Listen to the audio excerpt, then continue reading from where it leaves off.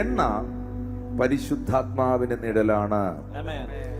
മത്തായി സുവിശേഷം 25-ാം അധ്യായം 1 മുതൽ 13 വരെയുള്ള വാക്യങ്ങളാണ്. സ്വർഗരാജ്യം മണവാളനെ എതിരേൽക്കുവാൻ വിളക്കെടുത്തുകൊണ്ട് പുറപ്പെട്ട 10 കന്യകമാരോട് സദൃശ്യമാകും. അവരിൽ 5 പേർ ബുദ്ധിയില്ലാത്തവരും 5 പേർ ബുദ്ധിയുള്ളവരുമായിരുന്നു. ബുദ്ധിയില്ലാത്തവർ വിളക്ക് എടുത്തപ്പോൾ എണ്ണ എടുത്തില്ല. ബുദ്ധിയുള്ളവരോ വിളക്കോടുകൂടെ പാത്രത്തിൽ എണ്ണയും എടുത്തു. പിന്നെ മണവാളൻ താമസിക്കുമ്പോൾ എല്ലാവരും മയക്കം പിടിച്ചുറങ്ങി. അർദ്ധരാത്രിക്കോ മണവാളൻ വരുന്നു, അവനെ എതിരേൽക്കുവാൻ പുറപ്പെടുവീൻ എന്ന് ആർപ്പുവിളി ഉണ്ടായി. അപ്പോൾ കന്യകമാർ എല്ലാവരും എഴുന്നേറ്റ് വിളക്ക് തെളിയിച്ചു. എന്നാൽ ബുദ്ധിയില്ലാത്തവർ ബുദ്ധിയുള്ളവരോട്, ഞങ്ങളുടെ വിളക്ക് കെട്ടുപോകുന്നത് കൊണ്ട് നിങ്ങളുടെ എണ്ണയിൽ കുറെ ഞങ്ങൾക്ക് തരുവീൻ എന്ന് പറഞ്ഞു. ബുദ്ധിയുള്ളവർ, ഞങ്ങൾക്കും നിങ്ങൾക്കും പോരാ എന്ന് വരാതിരിക്കുവാൻ നിങ്ങൾ വിൽക്കുന്നവരുടെ അടുക്കൽ പോയി വാങ്ങിക്കൊള്ളുവീൻ എന്ന് ഉത്തരം പറഞ്ഞു. അവർ വാങ്ങുവാൻ പോയപ്പോൾ മണവാളൻ വന്നു. ഒരുങ്ങിയിരുന്നവർ അവനോടുകൂടെ കല്യാണ സദ്യക്ക് ചെന്നും വാതിൽ അടയ്ക്കുകയും ചെയ്തു. അതിനുശേഷം മറ്റേ കന്യകമാരും വന്നു, കർത്താവേ കർത്താവേ, ഞങ്ങൾക്ക് തുറക്കണമേ എന്ന് പറഞ്ഞു. അതിനവൻ, ഞാൻ നിങ്ങളെ അറിയുന്നില്ല എന്ന് സത്യമായിട്ട് നിങ്ങളോട് പറയുന്നു എന്ന് പറഞ്ഞു. ആകയാൽ നാളും നാഴികയും നിങ്ങൾ അറിയായക കൊണ്ട് ഉണർന്നിരിക്കുകയും. ഓക്കെ, ഇത് യേശുവിന്റെ വരവിനോടുള്ള ബന്ധത്തിൽ, മടങ്ങി വരവിനോടുള്ള ബന്ധത്തിൽ യേശു പറഞ്ഞ അതിപ്രധാനപ്പെട്ട ഒരു സംഭവമാണ്, ഒരു ഉപമയാണ്. Our Lord Jesus is coming very soon. Amen. യേശു വേഗം മടങ്ങി വരും. Amen. Jesus Christ is coming very soon. Amen. വിശ്വസിക്കുന്നവർ ഒരു ആമീൻ പറഞ്ഞു. Amen.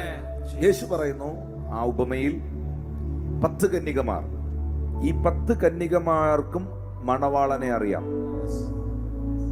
Amen. ഈ 10 കന്യകമാരും മണവാളനെ വെയിറ്റ് ചെയ്യുകയാണ്. Yes. നിങ്ങൾക്കെല്ലാവർക്കും യേശുവിനെ അറിയാം. Amen. നിങ്ങളെല്ലാവരും യേശുവിനെ വെയിറ്റ് ചെയ്യുകയാണ്. Amen. നിങ്ങളെല്ലാവരും അവന്റെ മണവാട്ടിയാണ്. Yes. എന്നാൽ ഇതിൽ 5 പേർ ബുദ്ധിയില്ലാത്തവരും 5 പേർ ബുദ്ധിയുള്ളവരുമായിരുന്നു. അപ്പൊ എവിടെയാ അവരുടെ ബുദ്ധി? 4-ാമത്തെ വാക്യത്തിൽ പറയുന്നു, ഈ ബുദ്ധിയുള്ളവർ വിളക്കെടുത്തപ്പോൾ അതിന്റെ കൂടെ എണ്ണയും എടുത്തു. ബുദ്ധിയില്ലാത്തവരോ വിളക്കെടുത്തു, പക്ഷേ എണ്ണ എടുത്തില്ല. Oil is related to the Holy Spirit. മണവാളനെ, മണവാളനാകുന്ന ക്രിസ്തുവിനെ കാത്തിരിക്കുന്ന മണവാട്ടിക്ക് പ്രധാനമായി വേണ്ടത് കത്തുന്ന വിളക്കും വിളക്കിലെണ്ണയുമാണ്. ഇതാ അർദ്ധരാത്രിയായി, മണവാളൻ വരാൻ വൈകി, എല്ലാവരും മയക്കം പിടിച്ചുറങ്ങി. രാത്രിക്കോ മണവാളൻ വന്നു, ആർപ്പുവിളിയുണ്ടായി. ഹല്ലേലൂയ. അപ്പോൾ കന്യകമാരെല്ലാം എഴുന്നേറ്റ് വിളക്ക് തെളിയിച്ചു. വേദപുസ്തകത്തിൽ 8-ാം വാക്യത്തിൽ പറയുന്നു, എന്നാൽ ബുദ്ധിയില്ലാത്തവർ ബുദ്ധിയുള്ളവരോട്, ഞങ്ങളുടെ വിളക്ക് കെട്ടുപോകുന്നത് കൊണ്ട് നിങ്ങളുടെ എണ്ണയിൽ കുറെ ഞങ്ങൾക്ക് തരുവീൻ എന്ന് പറഞ്ഞു. ഈ എണ്ണയ്ക്കൊരു പ്രത്യേകതയുണ്ട്, ഇത് പകരുവാൻ കഴിയുന്ന എണ്ണയാണ്. Again I am telling impartation. എല്ലാരും പറഞ്ഞു, ഇത് പകരുവാൻ കഴിയുന്ന എണ്ണയാണ്. 9-ാമത്തെ വാക്യത്തിൽ രേഖപ്പെടുത്തിയിരിക്കുന്നു, ബുദ്ധിയുള്ളവർ, ഞങ്ങൾക്കും നിങ്ങൾക്കും പോരായെന്ന് വരാതിരിപ്പാൻ വിൽക്കുന്നവരെ അടുക്കൽ പോയി വാങ്ങിക്കുവിൻ. എന്ന് വെച്ചാൽ ഇത് ചിലർ പ്രാർത്ഥിച്ചാൽ ലഭിക്കും. ഇത് അവൈലബിൾ ആണ്. Holy spirit is available.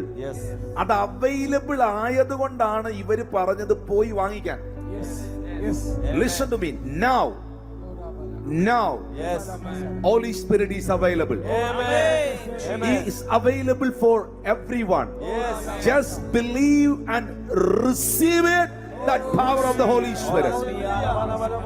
എന്നാൽ മണവാളൻ വന്നു കഴിഞ്ഞാൽ, മണവാട്ടി, 10-ാമത്തെ വാക്യം, മണവാട്ടി മണിയറയിൽ പ്രവേശിച്ചു കഴിഞ്ഞാൽ, വാതിൽ അടച്ചു കഴിഞ്ഞാൽ പിന്നെ ഈ എണ്ണ കിട്ടുകയില്ല. യേശുവിന്റെ വരവോടുകൂടെ ഈ എണ്ണയുടെ ഡിസ്ട്രിബ്യൂഷൻ ക്ലോസ് ചെയ്യും. പിന്നെ നിനക്ക് പരിശുദ്ധാത്മാവിനെ ലഭിക്കുകയില്ല. പരിശുദ്ധാത്മാവ് ഈ ഭൂമിയിൽ നിന്ന് എടുക്കപ്പെടും. എന്നാൽ മണവാളനോടൊപ്പം മണവാട്ടി മണിയറയിൽ പ്രവേശിക്കുന്നത് വരെ ഈ എണ്ണ നിനക്ക് അവൈലബിൾ ആണ്. Oil of Holy Spirit, the anointing is very precious. It's very important. നമ്മുടെ കർത്താവിന്റെ വരവിന് ശേഷം പരിശുദ്ധാത്മാവ് ഈ ഭൂമിയിൽ നിന്ന് എടുക്കപ്പെടും. പക്ഷേ വിളക്കിനോടുകൂടെ എണ്ണയും കരുതണം. ക്രിസ്തുവിനെ മരിച്ചവരുടെ ഇടയിൽ നിന്ന് ഉയർപ്പിച്ച ആത്മാവ് നിങ്ങളിൽ വസിക്കുന്നു എങ്കിൽ നിങ്ങളുടെ മർത്യ ശരീരവും ഉയർക്കുവാനിടയായി. പരിശുദ്ധാത്മാവില്ലാത്ത ഒരാൾക്ക് സ്വർഗത്തിൽ പോകാൻ പറ്റില്ല. കാരണം സ്വർഗത്തിൽ നിന്ന് ഈ ഭൂമിയിലേക്ക് വന്ന് നിന്റെ മേളിൽ വസിക്കുന്ന ഇതേ ആത്മാവാണ് നിന്നെ സ്വർഗത്തിൽ എത്തിക്കേണ്ടത്. That's why this oil is very important. ഈ നല്ല ശമരിയന്റെ കയ്യിൽ എണ്ണയുണ്ട്. നല്ല ശമരിയൻ ഈ എണ്ണ നിങ്ങളുടെ മേൽ പകരും. നമ്മുടെ രക്ഷിതാവും കർത്താവുമായ യേശുക്രിസ്തുവിന്റെ പരിശുദ്ധ നാമം വാഴ്ത്തപ്പെടുമാറാകട്ടെ. പതിവുപോലെ നമ്മൾ ദൈവസന്നിധിയിൽ കടന്നു വന്നിരിക്കുന്നു കർത്താവിൻ്റെ വചനം ധ്യാനിപ്പാനും അതുപോലെ നമ്മുടെ ആത്മീയ വർധനവിനും ഉതകുന്ന രീതിയിൽ കഴിഞ്ഞ നാളുകളിൽ നമ്മൾ കേട്ടുകൊണ്ടിരുന്ന കാര്യങ്ങളുടെ തുടർച്ചയെന്നോണമാണ് നമുക്ക് പല കാര്യങ്ങളും ചിന്തിച്ചു പോകേണ്ടത്. നിങ്ങൾക്കറിയാവുന്നതുപോലെ കഴിഞ്ഞ കുറേ ആഴ്ചകളായി നമ്മൾ ദൈവവചനം ധ്യാനിക്കുമ്പോൾ 2 പത്രോസിൻ്റെ ലേഖനം അതിൻ്റെ 3-ാം അധ്യായം 17-ാം വാക്യം തുടക്കത്തിൽ വായിക്കാറുണ്ട്. ആ വാക്യം വായിച്ചുകൊണ്ട് നമ്മൾ മുൻപോട്ട് പോവുകയാണ്. എന്നാൽ പ്രിയമുള്ളവരെ, നിങ്ങൾ മുമ്പ് കൂട്ടി അറിഞ്ഞിരിക്കൊണ്ട് അധർമ്മികളുടെ വഞ്ചനയിൽ കുടുങ്ങി സ്വന്തം സ്ഥിരത വിട്ട് വീണു പോകാതിരിപ്പാൻ സൂക്ഷിച്ചുകൊള്ളുവിൻ. കർത്താവിൻ്റെ അപ്പോസ്തലൻ പത്രോസ് ആദിമസഭയ്ക്ക് കൊടുക്കുന്ന മുന്നറിയിപ്പാണ് സൂക്ഷിച്ചുകൊള്ളുവിൻ. വളരെ സൂക്ഷ്മതയുള്ളവരായിരിക്കണം. അത് മാത്രമല്ല, ഭാഗ്യശാലികളായ വിശുദ്ധന്മാരോടാണ് താൻ സംസാരിക്കുന്നത്. തുടക്കം എങ്ങനെയാണ്? എന്നാൽ പ്രിയമുള്ളവരെ, നിങ്ങൾ മുമ്പ് കൂട്ടി അറിഞ്ഞിരിക്കൊണ്ട് ഞാൻ എന്തുകൊണ്ടാണ് ആസിയയിലും ഗലാത്തിയയിലും കപ്പദോക്കിയയിലും പൊന്തോസിലും ഒക്കെയുള്ള വിശുദ്ധന്മാരെ ഭാഗ്യശാലികളെന്ന് വിളിക്കാൻ കാരണമെന്ന് ചോദിച്ചാൽ, പ്രയോജനമുള്ളതൊന്നും മറച്ചു വെക്കാതെ അപ്പോസ്തലന്മാർ അവരുടെ നടുവിൽ കടന്നു വന്ന് സവിസ്തരം എല്ലാ കാര്യങ്ങളും ഘോഷിച്ചിരുന്നു. ആ കാരണത്താൽ പലതും അവർ മനസ്സിലാക്കിയിരുന്നു. കൊരിന്ത് ലേഖനത്തിൽ അപ്പോസ്തലന്മാരുടെ ലക്ഷണത്തെക്കുറിച്ച് പൗലോസ് പറയുന്നുണ്ടല്ലോ. അതുപോലെ ഇവർക്കും അത്യാവശ്യ ലക്ഷണങ്ങളൊക്കെ മനസ്സിലായിരുന്നു. അപ്പോസ്തലന്മാരുടെ ശൈലി എങ്ങനെയാണ്, ജീവിത രീതികൾ എങ്ങനെയാണ്, ആദിമസഭയിലെ ശുശ്രൂഷകന്മാർ ഏതെല്ലാം രീതിയിലാണ് വർത്തിക്കുന്നത് എന്നൊക്കെ ഈ പറയപ്പെട്ട കാലഘട്ടത്തിൽ ദൈവമക്കൾക്ക് അറിയാമായിരുന്നു. അപ്പോസ്തലന്മാരെല്ലാവരും ക്രിസ്തീയ മൂല്യങ്ങൾ ഉൾക്കൊള്ളുന്നവരായിരുന്നു. മൂല്യങ്ങൾക്ക് വലിയ വില കൽപ്പിക്കുന്നവരും അതുപോലെ ലളിത ജീവിതത്തിന് ഉടമകളും ഒക്കെയായിരുന്നു. ഒത്തിരി കാര്യങ്ങൾ അതിനെ സംബന്ധിച്ച് അവർക്കറിയാം. അപ്പോൾ അതിന് വിരുദ്ധമായ ആളുകളൊക്കെ വരുമ്പോൾ അവർ പെട്ടെന്ന് അത് തിരിച്ചറിയും. ഇത് തെറ്റായ സന്ദേശമാണല്ലോ.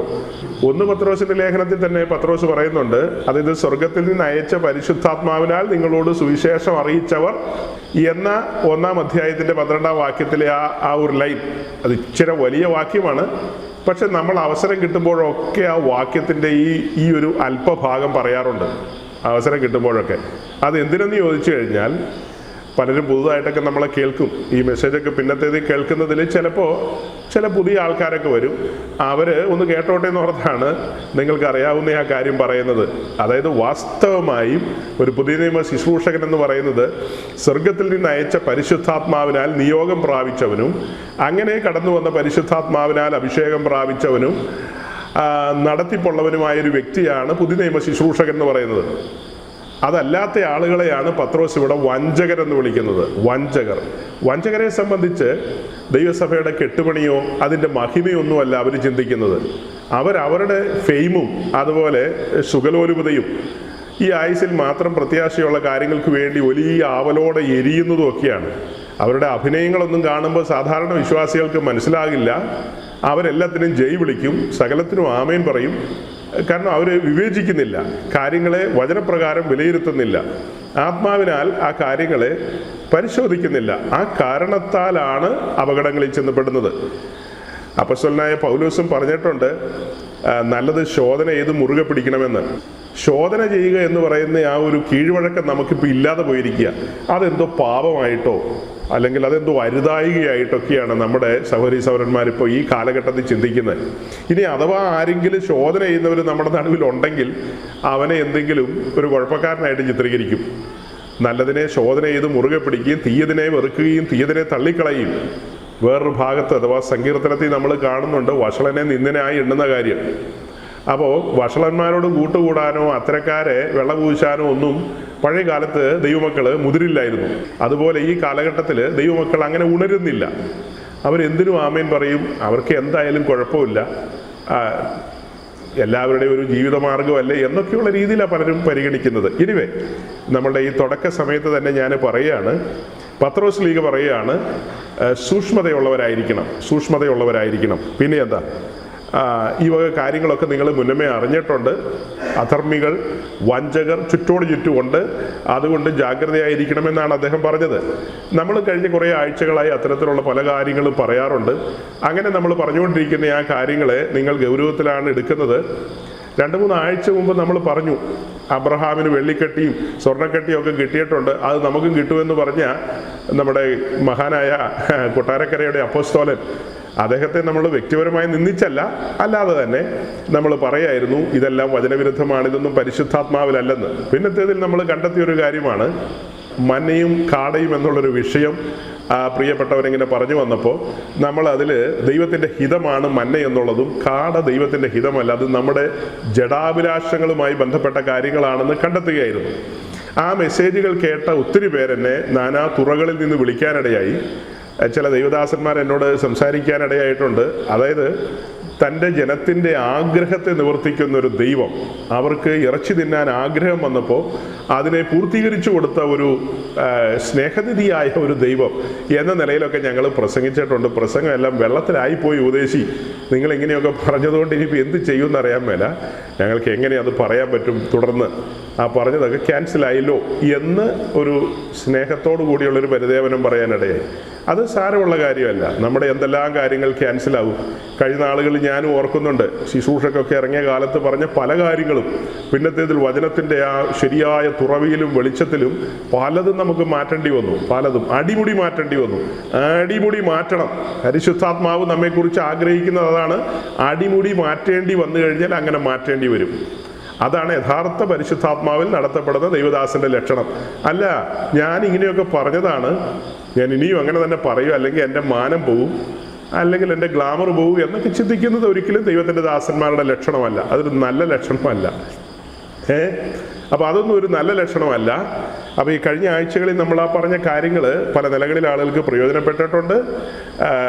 അതും കഴിഞ്ഞിട്ട് കഴിഞ്ഞ ആഴ്ച നമ്മൾ ചില വിഷയങ്ങളുടെ ഒരു സൂചനകൾ പറഞ്ഞു. അതായത് ഇസ്രായേൽ മിസ്രൈം വിട്ട് ചെങ്കടൽ കടന്ന് മരുഭൂമി വഴിയായി സഞ്ചരിച്ചു. അവരങ്ങനെ മുൻപോട്ട് വന്ന കാര്യങ്ങളെക്കുറിച്ച് പറഞ്ഞപ്പോൾ നമ്മൾ പറയായിരുന്നു, പൊതുവിൽ നമ്മുടെ ഇടയിലുള്ള പല പ്രിയപ്പെട്ടവരും ധരിച്ചിരിക്കുന്ന പല ധാരണകളും തിരുത്തേണ്ട ചില മേഖലകൾ. അതായത് സംഖ്യാപുസ്തകം 13-ാം അധ്യായത്തിൽ നിന്ന് മോശ ഇസ്രായേലിലെ പ്രഭുക്കന്മാരോട് പറയുകയാണ്, നിങ്ങൾ കനാൻ ദേശം പോയി ഒറ്റുനോക്കിയിട്ട് വരുവാൻ യഹോവയായ ദൈവം തന്നോട് കൽപ്പിച്ചു, അതിനനുസരിച്ച് നിങ്ങൾ പോയി അത് ചെയ്യുവിൻ എന്ന് പറഞ്ഞു. അതായത് ചില വർത്തമാനങ്ങൾ കൊണ്ടുവരുവാൻ വേണ്ടി. അങ്ങനെ അവർ പോയി തിരിച്ചു കൊണ്ടുവന്ന വർത്തമാനങ്ങൾ ദുർവർത്തമാനങ്ങളായിപ്പോയി. ആ കാരണത്താൽ ഇസ്രായേൽ 40 വർഷം മരുഭൂമിയിൽ കറങ്ങേണ്ടി വന്നു. എന്നാൽ യോശുവയും കാലേബും വ്യത്യസ്തരായിരുന്നു. കഴിഞ്ഞ ആഴ്ചത്തെ മെസ്സേജിന് നമ്മൾ കൊടുത്തൊരു ടൈറ്റിൽ എന്ന് പറയുന്നത് കാലേബുമായി ബന്ധപ്പെട്ടാണ്. അതായത് കാലേബ് ഒരു വ്യത്യസ്തനാണെന്നും പറഞ്ഞാണ് ടൈറ്റിൽ കൊടുത്തത്. അതേസമയം ഞാൻ ഇന്നലെ 1-2 സഹോദരങ്ങളോട് പറയായിരുന്നു, ഈ മന്നയും കാടയുടെയും ഒക്കെ കാര്യം പറഞ്ഞ ആ ഉപദേശിമാരുടെയൊക്കെ അത്തരക്കാരുടെയൊക്കെ ഒരു പിക്ചറൊക്കെ വെച്ച് അവരുമായി ബന്ധപ്പെട്ട എന്തെങ്കിലും ഒരു ടൈറ്റിലൊക്കെ കൊടുക്കുകയാണെങ്കിൽ 1000-ങ്ങൾ 10,000-ങ്ങൾ അത് കണ്ടേനെ. പക്ഷെ വളരെ കുറച്ച് ആളുകൾ മാത്രമേ ആ മെസ്സേജ് ശ്രദ്ധിച്ചിട്ടുള്ളൂ. നമ്മളൊരിക്കലും അങ്ങനെ ചെയ്യാറില്ല. മറ്റാളുകളുടെ ഫോട്ടോ വെച്ച് അത് നമുക്ക് പ്രയോജനപ്പെടണം എന്ന രീതിയിൽ ഒരിക്കലും അങ്ങനെ ചെയ്യാറില്ല. പിന്നെ ചില കോണുകളിൽ നിന്ന് വന്ന ചോദ്യത്തിൻ്റെ ഉത്തരം എന്നോണം ഞാനൊരു കാര്യം കൂടെ തുടക്കത്തിൽ പറഞ്ഞുകൊള്ളട്ടെ. എന്തുകൊണ്ട് നമ്മളെ ഇടയ്ക്ക് ഈ മറ്റ് ഇങ്ങനത്തെ വീഡിയോസൊക്കെ കാണിച്ചിട്ട് ഈ കാര്യങ്ങളൊക്കെ പറയുന്നു എന്ന് ചോദിച്ചാൽ, അതിന് ഏറ്റവും വലിയ ഒരു ഒരു ഒരു സംഭവം പറയാവുന്നത്, കഴിഞ്ഞ ഒരു 6 മാസം മുമ്പ് ഓർത്തഡോക്സിലെ ഒരു സീനിയർ ആയിട്ടുള്ള പുരോഹിതൻ, അദ്ദേഹം ഒരു കോർ എപ്പിസ്കോപ്പയാണ്, സെമിനാരി അധ്യാപകനൊക്കെയാണ്, വളരെ പ്രായവും പക്വതയൊക്കെ ഉള്ളൊരു മനുഷ്യനാണ്. അദ്ദേഹം നമ്മളോട് ചില കാര്യങ്ങളൊക്കെ സംസാരിക്കുകയും നമ്മളതിന് മറുപടി കൊടുക്കുകയും ചെയ്തപ്പോൾ അദ്ദേഹം പിന്നെയും ഘനമേറിയ 10-12 ചോദ്യങ്ങൾ നമ്മളോട് ചോദിച്ചു. ആ ചോദ്യങ്ങൾക്കെല്ലാം നമ്മൾ മറുപടി പറഞ്ഞു വന്നപ്പോൾ ഏതാണ്ട് ഒരു 10-20 എപ്പിസോഡുകൾ തന്നെ മുന്നോട്ട് പോയി, മാസങ്ങൾ തന്നെ എടുത്തു. അങ്ങനെ വിശദമായ നിലയിൽ ആ കാര്യങ്ങളെ നമുക്ക് പരിശോധിക്കാനിടയായി. അതിലൂടെയൊക്കെ ഞാൻ മനസ്സിലാക്കിയ ഒരു കാര്യം, ചില നിമിത്തങ്ങളൊക്കെ ദൈവം നമ്മുടെ മുമ്പിൽ അവതരിപ്പിക്കും. അതായത് ചില മനുഷ്യരിങ്ങനെ അവിചാരിതമായി നമ്മോട് സംസാരിച്ചു, നമ്മൾ അതിന് ഉത്തരം തേടാൻ പോയി. ഒരിക്കലും ചിന്തിക്കാത്ത ചോദ്യങ്ങൾ, ഒരിക്കലും നമ്മൾ ട്രേസ് ചെയ്ത് പോകണ്ടാത്തതായ വഴികൾ സാധാരണഗതിയിലൊന്നും പോവില്ല. അങ്ങനെയുള്ള വഴികളിലൂടെയൊക്കെ കടന്നുപോയി നമ്മൾ പല കാര്യത്തിൻ്റെ ഉത്തരങ്ങൾ തേടുകയായിരുന്നു. അത് കേട്ട പലരും എന്നോട് പിന്നത്തേത് പറഞ്ഞിട്ടുണ്ട്, അങ്ങനെ ഒരു ട്രാക്കിൽ ഞങ്ങൾ ഒരിക്കലും സഞ്ചരിച്ചിട്ടില്ല, അങ്ങനെ ഒരു വിഷയം ഒരിക്കലും ചിന്തിക്കാനും പോയിട്ടില്ല. അപ്പോൾ അത് വ്യത്യസ്തമായൊരു അനുഭവമായിരുന്നു എന്ന് പെന്തിക്കോസുകാരും പറഞ്ഞില്ല കേട്ടോ. പകരം ഔട്ട്സൈഡിലുള്ള അതേ ജനുസിൽപ്പെട്ട, അതായത് സിറിയൻ ഓർത്തഡോക്സ് പാരമ്പര്യങ്ങളിലൊക്കെയുള്ള കാത്തലിക് സൈഡിലൊക്കെയുള്ള ചില സഹോദരങ്ങൾ, അതായത് സത്യാന്വേഷികളായവർ, അല്ലാത്തവരൊക്കെ എനിക്ക് തന്നിട്ടുള്ള സമ്മാനം വേറെയാണ്, അതവിടെ കിടക്കട്ടെ. അപ്പോൾ ചില മനുഷ്യർ അവിടങ്ങളിൽ ചിലർ ദാഹിക്കുന്നുണ്ട്, സഹോദരങ്ങളെ, സത്യത്തിന് വേണ്ടി ദാഹിക്കുന്നുണ്ട്. അത്തരക്കാർക്ക് വേണ്ടിയാണ് നമ്മളെപ്പോലെയുള്ള ആളുകളെ ഇങ്ങനെ ഒരുമിച്ച് കൂട്ടിയിരുത്തി ഈ വചനമൊക്കെ ധ്യാനിപ്പിച്ച് ആ കാര്യങ്ങളെ റെക്കോർഡ് ചെയ്ത് പിന്നത്തേതിൽ കേൾക്കാൻ പാകത്തിന് പ്രാപ്തമാക്കുന്നത്. അപ്പോൾ നമുക്ക് ചിലപ്പോൾ അത് വലിയ ഇൻട്രസ്റ്റ് ഉണ്ടാകണമെന്നില്ല, പക്ഷെ അവരെ സംബന്ധിച്ച് അവരുടെ കണ്ണ് തുറക്കുന്ന മേഖലകളായിരിക്കും, അവർക്കത് വളരെ പ്രയോജനപ്പെടും. അത് ഔട്ട്സൈഡിലുള്ള കാര്യം. അനേകർ തെറ്റിദ്ധരിച്ചിട്ടുള്ളൊരു കാര്യമാണ് ന്യൂ ജനറേഷൻ പെന്തിക്കോസ്റ്റ് എന്ന് പറയുന്നത്. പെന്തിക്കോസിൻ്റെ ഇളയ അനിയനോ അല്ലെ പെങ്ങടെ മോനോ അങ്ങനെ എന്തൊക്കെയാണെന്നുള്ള രീതിയിൽ തെറ്റിദ്ധരിച്ച ഒത്തിരി മഹാന്മാരുണ്ട്. സാധാരണ വിശ്വാസികളെക്കാളും ഞാൻ മനസ്സിലാക്കിയത് വളരെ സീനിയർ ആയിട്ടുള്ള പല പാസ്റ്റർമാരുമാണ് ഇതെല്ലാം ഒന്നാണെന്നുള്ള ധാരണയിൽ തെറ്റിദ്ധരിച്ച് മുന്നോട്ട് പോയത്. അതെങ്ങനെ എനിക്ക് മനസ്സിലായെന്ന് ചോദിച്ചാൽ, ഞാനും അവരും ഒക്കെ ആയിട്ടുണ്ടായ പല കോൺവെർസേഷനുകളുമായി ബന്ധപ്പെട്ടാണ് ഞാൻ ആ ബോധ്യത്തിലെത്തിയത്. പല നിലകളിൽ ഞാൻ ചെക്ക് ചെയ്തിട്ടുണ്ട്. അപ്പോൾ അവർ ആ കാര്യത്തിനൊക്കെ വളരെ പ്രാധാന്യം കൊടുത്തുകൊണ്ടാണ് അവർ സംസാരിക്കുന്നതൊക്കെ. അപ്പോൾ നമുക്ക് മനസ്സിലായി ഇവരിൽ പലർക്കും ഇത് പിടികിട്ടിയിട്ടില്ലെന്ന്. അപ്പോൾ ഇങ്ങനെയുള്ള ഈ വിഷയങ്ങൾ നമ്മൾ ഇതിനകത്ത് കൈകാര്യം ചെയ്യുമ്പോൾ, മുന്നമേ നമ്മുടെ ഒരു പ്രധാന ടോപ്പിക്കായിരുന്നു ക്രൂശിൻ്റെ ശത്രുക്കൾ എന്ന് പറയുന്നത്. അതിലൂടെ നമ്മൾ അനവധി കാര്യങ്ങൾ പറഞ്ഞു. പിന്നെ ഇപ്പോൾ നമ്മൾ പറയുന്നതാണ്, അതായത് വഞ്ചകരെ സൂക്ഷിക്കുക എന്നുള്ളത്. അപ്പം നമ്മുടെ ചുറ്റും ഇത്തരക്കാരുണ്ട്. ഇത്തരക്കാരുമായി ബന്ധപ്പെട്ട് നമ്മൾ അവരെ ആരെയും ഹരാസ് ചെയ്യാൻ വേണ്ടിയിട്ട് ഒരു കാര്യം പറയാറില്ല. പകരം ചിലപ്പോൾ ഹരാസ്മെൻ്റ് ഉണ്ടാകാം, ഡയറക്റ്റ് അല്ലെങ്കിലും. എന്നാൽ അവർ പഠിപ്പിക്കുന്ന കാര്യങ്ങൾ നിർദ്ദയം നമ്മൾ ക്യാൻസൽ ചെയ്യുന്ന രീതിയിൽ പ്രസംഗിച്ചു വരുമ്പോൾ അവർക്ക് സങ്കടം ഉണ്ടാകും. അത് സ്വാഭാവികമാണ്. ഈ നാടൻ ഭാഷയിൽ പറഞ്ഞാൽ അവരുടെ കഞ്ഞിലും മണ്ണ് വാരിയിടുന്നത് പോലത്തെ പരിപാടികളായി പോവും. അത് നമ്മൾ എന്ത് ചെയ്യാൻ പറ്റും? നമുക്ക് എന്ത് ചെയ്യാൻ പറ്റും? നമ്മൾ നിസ്സഹായരാണ്. നമുക്ക് സത്യം പറഞ്ഞേ തീരും. പ്രയോജനമുള്ളതൊന്നും മറച്ചു വയ്ക്കുന്ന പ്രശ്നം ഉദിക്കുന്നില്ല, അതെല്ലാം വെളിപ്പെടുത്തും. അപ്പോൾ നമ്മൾ വളരെ ജാഗ്രതയും സൂക്ഷ്മതയുള്ളവരായിരിക്കണം. ഈ സീരീസിൽ തന്നെ ഒരു പ്രധാനപ്പെട്ട കാര്യം ഇന്ന് നിങ്ങളെ കേൾപ്പിക്കുകയാണ്. അത് കേൾപ്പിച്ചിട്ട് അതിൻ്റെ ഒടുവിലേക്ക് വരുമ്പോൾ, അതായത് ഈ മെസ്സേജിൻ്റെ ഏറ്റവും ഒടുവിലേക്ക് വരുമ്പോൾ ഒരു ഗൗരവമായ കാര്യം നിങ്ങളോട് പറയേണ്ടതുണ്ട്. തുടക്കത്തിലെ വീഡിയോ നിങ്ങൾ കാണും. ആ വീഡിയോയുമായി ബന്ധപ്പെട്ട് മറ്റൊരു വീഡിയോ ആയിരിക്കും കൺക്ലൂഷനിൽ കാണിക്കുന്നത്. ആ വീഡിയോ ഒരു ചോദ്യചിഹ്നം പോലെ നമ്മുടെ കേൾവിക്കാരുടെ മുഴുവൻ മുമ്പിൽ വയ്ക്കും. മുഴുവൻ പെന്തിക്കോസിൻ്റെ മുമ്പിൽ നമ്മൾ വയ്ക്കും. മുഴുവൻ പെന്തിക്കോസിൻ്റെ മുമ്പിൽ മറുപടി പറയേണ്ടി വരും. അപ്പോൾ നമുക്ക് തുടക്കത്തിൽ ആ വീഡിയോ ഒന്ന് കാണാം. ആ വീഡിയോയിലൂടെ മത്തായിയുടെ സുവിശേഷം 25-ാമത്തെ അധ്യായം അതിൻ്റെ 1 മുതൽ 13 വരെയുള്ള വേദവാക്യങ്ങളെ ആസ്പദമാക്കിയാണ് അവർ സംസാരിക്കുന്നത്. അത് നിങ്ങളൊന്ന് കേട്ടാലും ആ കൂടെ തന്നെ നിങ്ങൾ നിങ്ങളുടെ ബൈബിളിൽ തന്നെ ആ ഭാഗങ്ങളൊന്ന് ഒത്തുനോക്കിക്കൊണ്ടിരിക്കുക. അത് തന്നെയല്ല, വീഡിയോ നിങ്ങൾ കാണുമ്പോൾ ഒരു പ്രധാനപ്പെട്ട ശുശ്രൂഷകൻ നടുക്കിരിക്കുന്നു. അദ്ദേഹത്തിൻ്റെ ചുറ്റും ഈ ഉപഗ്രഹങ്ങൾ പോലെ 2-3 പേര് ഇങ്ങനെ ചുറ്റോട് ചുറ്റും ഇരിക്കുന്നു. അതാണ് ഈ വീഡിയോയിലൂടെ നിങ്ങൾ കാണുന്നത്. നിങ്ങൾ ആ സമയത്ത്, ഞാൻ പറഞ്ഞല്ലോ, ഒരു പ്രധാന ശുശ്രൂഷകൻ നടുക്കിരിക്കുന്നു. അദ്ദേഹത്തിൻ്റെ ശിഷ്യഗണങ്ങൾ, അദ്ദേഹത്തിൻ്റെ അസോസിയേറ്റ് പാസ്റ്റേഴ്സ് ആയിരിക്കാം, അവർ ചുറ്റും ഇരിക്കുന്നു. അവരുടെ മുഖഭാവങ്ങളും അവരുടെ ആ സന്തോഷവും അവരെന്തോ ഗൗരവമായ കാര്യങ്ങൾ കേട്ടിരിക്കുന്നു എന്ന നിലയിൽ അവരുടെ ആ ഒരു ആനന്ദമൊക്കെ നിങ്ങൾ ആ സമയത്തൊന്ന് കാണുക. ഓക്കെ, ആ വീഡിയോ ജസ്റ്റ് ഒന്ന് പ്ലേ ചെയ്താൽ. യേശുവിന്റെ വരവോടുകൂടെ ഈ എണ്ണയുടെ ഡിസ്ട്രിബ്യൂഷൻ ക്ലോസ് ചെയ്യും. പിന്നെ നിനക്ക് പരിശുദ്ധാത്മാവിനെ ലഭിക്കുകയില്ല. അപ്പോൾ വാത്സല്യ സഹോദരങ്ങളെ, വീഡിയോ നിങ്ങൾ കണ്ടു, കേട്ടു. ഇത് കാണുകയും കേൾക്കുകയും ചെയ്യുമ്പോൾ മനസ്സിലാക്കേണ്ടത്, വേറെ ആളുകളുടെ പ്രസംഗം കേൾപ്പിച്ചിട്ട് വേണോ നമുക്കൊരു പ്രസംഗം പ്രസംഗിക്കാൻ, അല്ലെങ്കിൽ അതിനെക്കുറിച്ച് വിശദീകരിക്കാൻ എന്ന് വേണമെങ്കിൽ ഒരു ചിന്ത ചിന്തിക്കാം. അത് ന്യായമായൊരു ചിന്തയാണ്. പക്ഷെ ഈ ഒരു വീഡിയോയ്ക്ക് വലിയ പ്രാധാന്യം കൊടുത്തുകൊണ്ടല്ല നമ്മൾ പറയുന്നത്. ഈ വീഡിയോ കാണിച്ചുകൊണ്ട് അതിൻ്റെ ഒരു കൃത്യമായ വിശകലനത്തിലേക്കും വ്യാഖ്യാനത്തിലേക്കും നമ്മൾ കടക്കും. എന്നാൽ ഞാൻ പറഞ്ഞു, നമ്മുടെ ഈ മെസ്സേജിൻ്റെ ഒടുവിലേക്ക് വരുമ്പോൾ മറ്റൊരു വീഡിയോ കാണിക്കും. അതാണ് കാതലായ വീഡിയോ, അതിലാണ് മർമ്മങ്ങളിരിക്കുന്നത്. ഇപ്പോൾ ഈ പറഞ്ഞ കാര്യങ്ങളൊന്നും ഒരു ദുരുപദേശമായിട്ടൊന്നും അല്ല നമ്മൾ പരിഗണിക്കുന്നതും പ്രസൻറ്റ് ചെയ്യുന്നതും. ആ വ്യക്തി ഒരു ദുരുപദേശം പറഞ്ഞു എന്ന നിലയിലല്ല നമ്മളിത് പ്രസൻറ്റ് ചെയ്യുന്നത്. ഇതിനെ ഒരു വ്യാഖ്യാന പെശകെന്നുള്ള നിലയിലാണ് നമ്മൾ അവതരിപ്പിക്കുന്നത്. നിങ്ങൾ തെറ്റിദ്ധരിക്കരുത്. ആ ശുശ്രൂഷകൻ പറഞ്ഞ കാര്യങ്ങളെ ഞാൻ ഒരു ദുരുപദേശം എന്ന നിലയിൽ പരിഗണിക്കുകയല്ല. അത് പെന്തക്കോസ്റ്റിലുള്ള 90% എബവ് പാസ്റ്റേഴ്സും പ്രസംഗിക്കുന്ന കാര്യമാണ് അദ്ദേഹവും പറഞ്ഞത്. അദ്ദേഹം ഒരു ന്യൂ ജനറേഷൻ പ്ലാറ്റ്ഫോമിൽ നിന്ന് പറയുന്നു എന്നേ ഉള്ളൂ. നമ്മൾ പറയുന്ന ഈ വ്യവസ്ഥാപിത പെന്തക്കോസ് കൂട്ടങ്ങളിലെ 90% പാസ്റ്റേഴ്സും ഈ സെയിം കാര്യം ഇങ്ങനെ തന്നെയാണ് പറയുന്നത്. അത് കാലങ്ങളായിട്ടുള്ള ഒരു പഠനവും പഠിപ്പീരും അങ്ങനെ തന്നെയാണ്. എന്നാൽ അതിൻ്റെ ഒരു കൃത്യമായ നിജസ്ഥിതി നിങ്ങൾ അറിയണം. ആ നിജസ്ഥിതിയിലേക്ക് നമ്മൾ കടന്നു പോവുകയാണ്. ഞാൻ പറഞ്ഞു, അതിൻ്റെ ഒടുക്കം കൺക്ലൂഷൻ വീഡിയോയിലാണ് മർമ്മം ഇരിക്കുന്നത്. അവിടെയാണ് നമ്മൾ ചില കൂട്ടുകെട്ടുകളും ബന്ധങ്ങളും കാണിക്കുന്നത്. അപ്പോഴാണ് നിങ്ങൾക്ക് മനസ്സിലാകുന്നത് ഇത് നിർദോഷമല്ല, നിഷ്കളങ്കമല്ല എന്ന ഉത്തരത്തിലേക്ക് നമ്മൾ എത്തിച്ചേരുകയാണ് അന്നേരം. ഓക്കെ, 2 ആഴ്ച മുമ്പുള്ള മെസ്സേജ് നമ്മൾ പറഞ്ഞു. ഈ പ്രിയപ്പെട്ട പ്രസിദ്ധനായ അപ്പസ്തോലൻ പേർപ്പെട്ടയാള് അദ്ദേഹം പറയുന്നു, അബ്രഹാമിന് തങ്കക്കെട്ടിയും വെള്ളിക്കെട്ടിയും ഒക്കെ കിട്ടിയിട്ടുണ്ട്, അത് നമുക്ക് കിട്ടും, വിശ്വാസത്താൽ നേടിയെടുക്കണമെന്നൊക്കെയുള്ള രീതിയിൽ പറഞ്ഞിട്ടുണ്ട്. അതിനെയൊക്കെ നമ്മൾ പരിഗണിച്ചു വരുമ്പോൾ അതൊക്കെ ദുരുപദേശത്തിൻ്റെ ശൈലിയിലേക്ക് പോകും. വ്യാഖ്യാന പെശകെന്നുള്ള നിലയിലാണ് തുടങ്ങുന്നതെങ്കിലും അതിൻ്റെ ഒടുവില പഠനം ചെന്ന് എത്തുന്നത് ശരിക്കും വേദപുസ്തകത്തിൻ്റെ അടിസ്ഥാന പ്രമാണങ്ങളെയെല്ലാം തെറ്റിച്ചുകൊണ്ട്, പഴയ നിയമവും പുതിയ നിയമവും തമ്മിലുള്ള അന്തരം മനസ്സിലാക്കാതെ കൂട്ടിക്കുഴച്ചുകൊണ്ട് വിശുദ്ധന്മാരുടെ ഹൃദയങ്ങളെ മലിനമാക്കും എന്ന കാരണത്താൽ നമ്മൾ അതിനെ അങ്ങനെ പറയും. അത് കഴിഞ്ഞ് പിന്നീട് ഈ മന്നയും കാടയും എന്നുള്ളൊരു വിഷയത്തിലേക്ക് വരുമ്പോഴും അതും വ്യാഖ്യാന പെശകാണ് ശരിക്കും. എന്നാൽ അതിൻ്റെ കൺക്ലൂഷനിലേക്ക് വരുമ്പോൾ ഇവർ ലോകത്തെയാണ് പ്രസന്റ് ചെയ്യുന്നത്.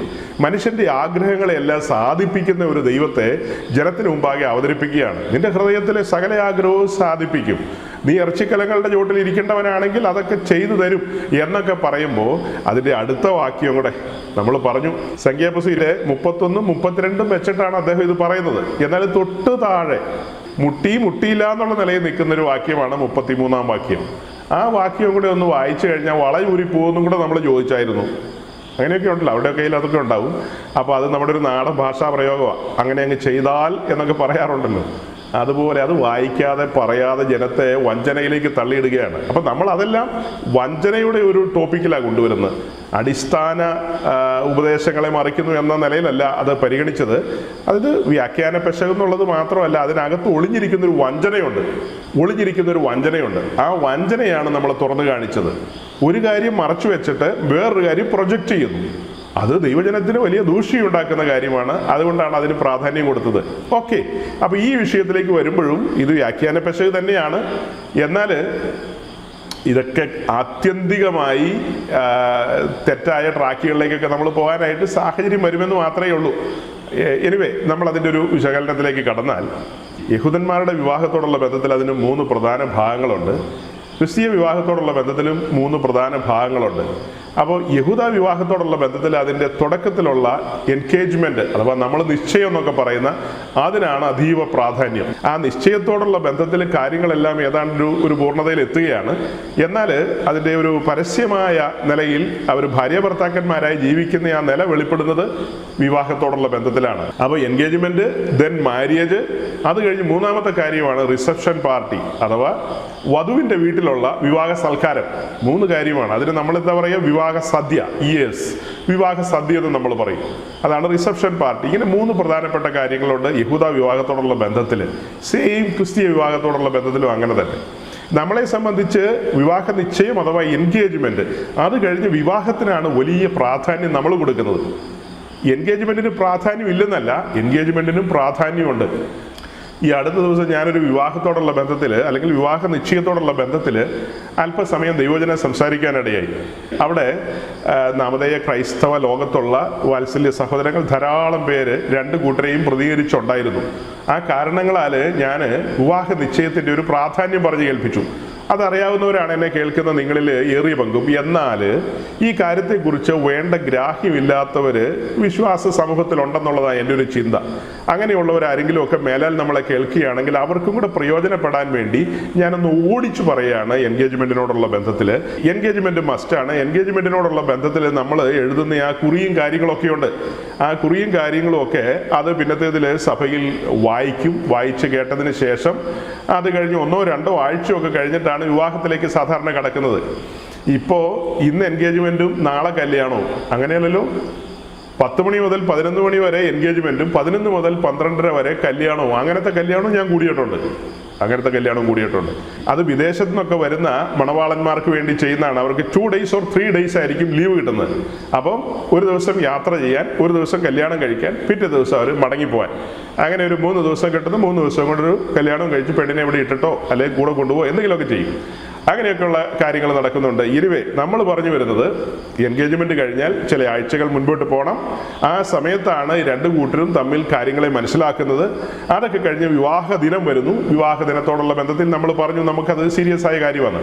അപ്പോൾ എൻഗേജ്മെന്റിന് ഞാൻ പറഞ്ഞു അവിടെ നിയുക്ത മണവാളനും നിയുക്ത മണവാട്ടിയും കടന്നു വരുന്നുണ്ടല്ലോ. ആ എൻഗേജ്മെന്റിന് ശേഷമാണ് നമ്മൾ അവരെ നിയുക്ത മണവാളനും നിയുക്ത മണവാട്ടി എന്ന് വിളിക്കുന്നത്. അങ്ങനെ എൻഗേജ്മെന്റ് ഫോമിനകത്ത് അവർ സൈൻ ചെയ്യും, അവിടുത്തെ ശുശ്രൂഷകർ സൈൻ ചെയ്യും, അവരുടെ മാതാപിതാക്കൾ സൈൻ ചെയ്യും. പിന്നീട് സാക്ഷികൾ എന്ന നിലയിൽ 2 സഭകളിലെയും ഉത്തരവാദിത്തപ്പെട്ടവർ അതിനകത്ത് സൈൻ ചെയ്യും. അങ്ങനെയാണ് ആ വിവാഹ നിശ്ചയ രേഖ എന്ന് പറയുന്നത് ഡോക്യുമെന്റ് ചെയ്യുന്നത്. ആ കാര്യങ്ങൾ ഫുൾഫിൽ ചെയ്തതിന് ശേഷമാണ് അത് കൈമാറ്റം ചെയ്യുന്നു. അങ്ങനെ പിരിയുന്നു. പിന്നീട് നമ്മൾ വിവാഹ ദിവസം കണ്ടുമുട്ടുന്നു. വിവാഹ ദിവസം ഈ സെയിം എഴുതി പിടിപ്പിച്ച ആ നിശ്ചയരേഖ, ആ വിവാഹ നിശ്ചയരേഖ എഴുതി പിടിപ്പിക്കുന്നത് എങ്ങനെയാ? ദൈവസഭയിൽ ദൈവത്തിന്റെ പരിശുദ്ധാത്മാവിനാൽ ദൈവദൂതന്മാരുടെ സാന്നിധ്യത്തിൽ അങ്ങനെയാണ് ഇതൊക്കെ എഴുതി ചേർക്കുന്നത്. ഇപ്പൊ പലരും ചിന്തിക്കുകയായിരിക്കും ഭയങ്കര എഴുത്ത, അങ്ങനെയൊക്കെ എഴുതിയിട്ടും തട്ടലും മുട്ടലും ഒക്കെ ആണല്ലോ എന്ന് പറയുമ്പോൾ അത് വേറൊരു ടോപ്പിക്കാ. അങ്ങനെ വിവാഹ സംബന്ധമായ തട്ടലും മുട്ടലും പൊട്ടലും ചീറ്റലും അതുമായി ബന്ധപ്പെട്ടൊരു പ്രസംഗം നമ്മൾ ഇന്ന് കഴിക്കുന്നില്ല. അത് നമുക്ക് പിന്നീട് നോക്കാം. അപ്പൊ ഇപ്പൊ ഞാൻ പറഞ്ഞു വരുന്ന എൻഗേജ്മെന്റ് വളരെ സീരിയസ് ആണ്. ഞാൻ ജനറലായിട്ടാണ് പറയുന്നത്. ആരുടെയെങ്കിലും ഒരാളുടെ വ്യക്തിപരമായ ജീവിതത്തിൽ എന്തെങ്കിലുമൊക്കെ സംഭവിച്ചിട്ടുണ്ടെങ്കിൽ അത് വെച്ചിട്ടല്ല പറയുന്നത്. നമ്മൾ ജനറലായിട്ട് ദൈവവചനത്തെ മുൻനിർത്തി ദൈവസഭയിൽ ഇങ്ങനെ ആയിരിക്കണമെന്ന് പറയുന്നു. അതുകൊണ്ട് നിങ്ങൾ എന്നോട് കോപ്പറേറ്റ് ചെയ്യണം. അതും ഇതും ഒന്നും മനസ്സിൽ ചിന്തിച്ച് സമയം കളയരുത്, എന്നോട് കൂടെ സഞ്ചരിക്കുക. അപ്പോൾ ഈ പറഞ്ഞ നിലയിൽ കൈകാര്യം ചെയ്ത എൻഗേജ്മെന്റ് അത് എന്തിൻ്റെ നിഴലാണെന്ന് ചോദിച്ചാൽ ക്രിസ്തീയ സഭയിൽ വിശ്വാസ സ്നാനത്തിൻ്റെ നിഴലാണ് എൻഗേജ്മെന്റ്. അപ്പോൾ എൻഗേജ്മെന്റ് ഇല്ലാതെ നേരെ കല്യാണത്തിലേക്ക് പോയി കഴിഞ്ഞാൽ സ്നാനത്തിന് പ്രസക്തിയില്ല എന്ന് വരും.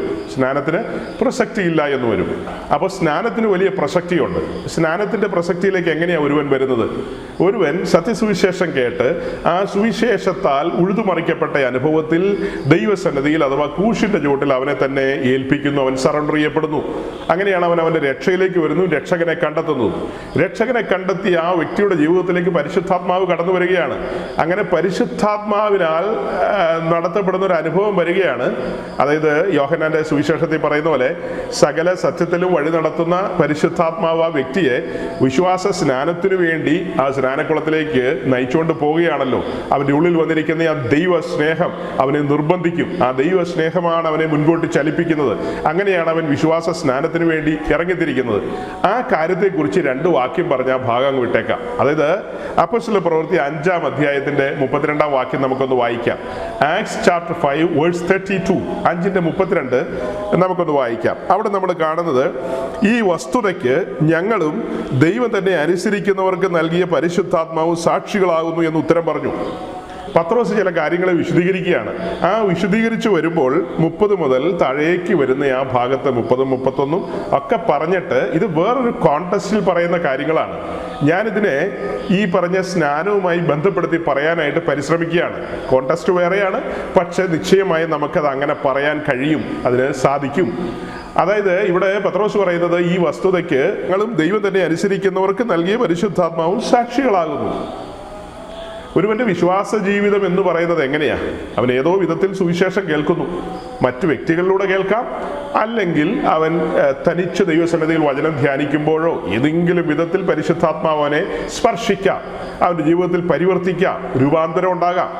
അങ്ങനെ രൂപാന്തര അനുഭവത്തിലേക്ക് വന്ന ആ വ്യക്തിയോടുള്ള ബന്ധത്തിൽ അവനെ പരിശുദ്ധാത്മാവ് മുൻപോട്ട് നയിക്കുമ്പോൾ ചില വ്യക്തികളുമായിട്ട് അവനെ നിശ്ചയമായും കൂട്ടിയിണക്കും, ചില ശുശ്രൂഷകന്മാരുമായിട്ട് കൂട്ടിയിണക്കും. അങ്ങനെയല്ലാതെ വിശ്വാസ സ്നാനത്തിലേക്ക് ഒരു വ്യക്തിക്ക് പോകാൻ കഴിയില്ല. നമ്മുടെ നാട്ടിൽ വലിയ പുഴയുണ്ട്, ആ പുഴയുടെയൊക്കെ ഉയരമുള്ള ഭാഗത്ത് നിന്ന് കുട്ടികൾ വെള്ളത്തിലേക്ക് എടുത്തിയാടുന്ന കണ്ടിട്ടില്ലേ? ഈ സ്കൂളൊക്കെ അടയ്ക്കുന്ന സമയത്ത് അങ്ങനെ കുട്ടികൾ പുഴയിലേക്ക് എടുത്തൊരു ചാട്ടം ചാടും. അതുപോലെ ചാടാവുന്നതല്ല വിശ്വാസ സ്നാനം എന്ന് പറയുന്നത്. അങ്ങനെ തന്നെ വെള്ളത്തിൽ ഇറങ്ങാൻ പറ്റുന്നതല്ല. അപ്പം നമ്മൾ പറഞ്ഞു വരുന്നത്, ശരിക്കും പരിശുദ്ധാത്മാവ് ഏതെങ്കിലും ഒരു ശുശ്രൂഷകനുമായി ബന്ധപ്പെടുത്തും അദ്ദേഹത്തെ. ഏതെങ്കിലും ലോക്കൽ ചർച്ചുമായി ബന്ധപ്പെട്ടോ അല്ലെങ്കിൽ കർത്താവിൻ്റെ ഏതെങ്കിലും ശുശ്രൂഷകരുമായി ബന്ധപ്പെട്ട് അവരെ കാര്യങ്ങൾ പഠിപ്പിക്കുവാനും ധരിപ്പിക്കുവാനുമായിട്ട് കൂട്ടിയിണക്കും. അത് പരിശുദ്ധാത്മാവിൻ്റെ ഒരു രീതിയാണ്. എൻ്റെ വ്യക്തിപരമായ അനുഭവത്തിൽ നിന്നും കൂടെയാണ് പറയുന്നത്. ഞാനൊരു പെന്തിക്കോസ്തുകാരുടെ പ്രസംഗം കേട്ട് വിശ്വാസ വഴി വന്നവനല്ല. ഒരു സുറിയാനി പാരമ്പര്യത്തിലുള്ള ഞാൻ എൻ്റെ ആ പശ്ചാത്തലത്തിൽ തന്നെ ഞാൻ ദൈവവചനം വായിച്ചു. അതായത് കർത്താവ് എന്നെ തന്നോട് അടുപ്പിക്കുന്ന നിമിഷങ്ങൾ വെളിപ്പെട്ട് കഴിഞ്ഞു. എനിക്ക് രക്ഷയില്ല ഇനി.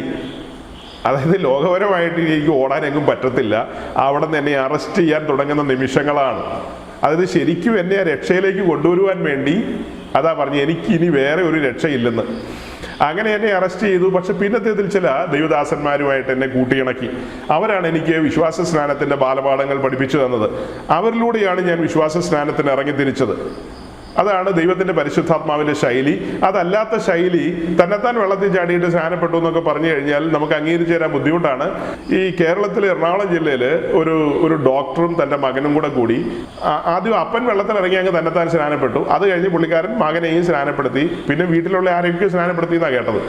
അപ്പോൾ അങ്ങനെയൊക്കെ ആളുകൾ ചെയ്യാറുണ്ട്. അതിനൊന്നും ഒരു വാലിഡിറ്റി ഇല്ല. അതൊന്നും ഒരു ആത്മീയ ശുശ്രൂഷകളെ അല്ല. അപ്പം ചുരുക്കി പറഞ്ഞാൽ ഈ വസ്തുതയ്ക്ക് ഞങ്ങളും ദൈവം തന്നെ അനുസരിക്കുന്നവർക്ക് നൽകിയ പരിശുദ്ധാത്മാവും സാക്ഷികളാകുന്നു. ഈ വാക്യത്തിനകത്തൊരു അപകടമുണ്ടല്ലോ. ദൈവം തന്നെ അനുസരിക്കുന്നവർക്ക്, ചുമ്മാ ദൈവമേ ദൈവമേ എന്ന് വിളിക്കുന്നവരുടെ കാര്യമല്ല, ദൈവം തന്നെ അനുസരിക്കുന്നവർക്ക് നൽകുന്ന പരിശുദ്ധാത്മാവ്. അതൊക്കെ നിങ്ങൾ ധ്യാനിച്ചോണം, കൂട്ടി വായിച്ചോണം. അപ്പോൾ ഈ സ്നാനം എന്ന വസ്തുതയിലേക്ക് നമ്മൾ വരുമ്പോൾ ഒരു വ്യക്തി പരിശുദ്ധാത്മാവിലാണ് രക്ഷ അനുഭവിക്കുന്നത്. പരിശുദ്ധാത്മാവിലല്ലാതെ യേശുവിനെ രക്ഷിതാവായിട്ട് ഒരുവന് ഏറ്റെടുക്കാൻ കഴിയില്ല. അടുത്ത പടി എന്നോണം പരിശുദ്ധാത്മാവിലല്ലാതെ യേശുവിൻ്റെ ലോഡ്ഷിപ്പ് അഥവാ കർത്തൃത്വം അംഗീകരിക്കാൻ കഴിയില്ല. പരിശുദ്ധാത്മാവിലല്ലാതെ യേശുവിനെ കർത്താവെന്ന് പറയില്ലെന്നാണ് കൊരിന്ത്യലേഖനത്തിൽ പറയുന്നത്. അപ്പോൾ പരിശുദ്ധാത്മാവും ഈ ശുശ്രൂഷയ്ക്ക് സാക്ഷിയായി നിൽക്കുന്ന ശുശ്രൂഷകന്മാരുമുണ്ട്, അല്ലെങ്കിൽ ഒരു ശുശ്രൂഷകനുമുണ്ട്. അതുകൊണ്ടാണ് പത്രോസ് പറഞ്ഞത് ഈ വസ്തുതയ്ക്ക് ഞങ്ങളും ദൈവം തന്നെ അനുസരിക്കുന്നവർക്ക് നൽകിയ പരിശുദ്ധാത്മാവും സാക്ഷികളാകുന്നു എന്ന്. അപ്പോൾ വിശ്വാസ സ്നാനം എന്ന് പറയുന്നത് എന്താണെന്നാണ് ഞാൻ പറഞ്ഞു വരുന്നത്. അതിന് 2 കൊരിന്ത്യലേഖനം 11-ാം അധ്യായത്തിന്റെ 2-ാം വാക്യം വായിക്കേണ്ടി വരും. ആ വാക്യം ഒന്ന് വായിച്ചേ. 2 Corinthians chapter 11 verse 2. പരിചിതമായ വാക്യമാണ്. ആ വാക്യം നമുക്കൊന്ന് വായിച്ച് കേൾക്കാം, എന്നിട്ട് മുൻപോട്ട് പോകാം. ഞാൻ നിങ്ങളെ കുറിച്ച് ദൈവത്തിന്റെ എരിവോടെ എരിയുന്നു. ഞാൻ ക്രിസ്തു എന്ന ഏക പുരുഷന് നിങ്ങളെ നിർമ്മല കന്യകയായി ഏൽപ്പിക്കുവാൻ വിവാഹ നിശ്ചയം ചെയ്തിരിക്കുന്നു. കർത്താവിൻ്റെ ദാസൻ പൗലോസ് തൻ്റെ 2-ാം മിഷൻ യാത്രയിൽ കൊരിന്തിൽ വന്നത് നമുക്കറിയാം. അങ്ങനെ തീത്തോസിസ്തോസിൻ്റെ വീട്ടിൽ 1 ആണ്ടും 6 മാസക്കാലം നിന്ന് സുവിശേഷം അറിയിച്ചു. അങ്ങനെ താൻ നിരന്തരമായി അറിയിച്ച സുവിശേഷം അത് അനേകരുടെ ജീവിതത്തിൽ പരിവർത്തനത്തിനിടയായി. അങ്ങനെ ആ പരിവർത്തനത്തിനിടയായവർ ആ സുവിശേഷം കൈക്കൊണ്ടു. അങ്ങനെ അവർ വിശ്വാസത്താൽ നീതീകരിക്കപ്പെട്ടു. അങ്ങനെ വിശ്വാസത്താൽ നീതീകരിക്കപ്പെട്ടവർ ആ സമർപ്പണാനുഭവത്തിലേക്ക് വന്നപ്പോൾ, ക്രിസ്തുവിൻ്റെ കർത്തൃത്വം അംഗീകരിച്ചപ്പോൾ, അവരെ പിതാവിൻ്റെയും പുത്രൻ്റെയും പരിശുദ്ധാത്മാവിൻ്റെയും നാമത്തിൽ പൗലോസ് മാമോദീസയ്ക്ക് ഏൽപ്പിച്ചു.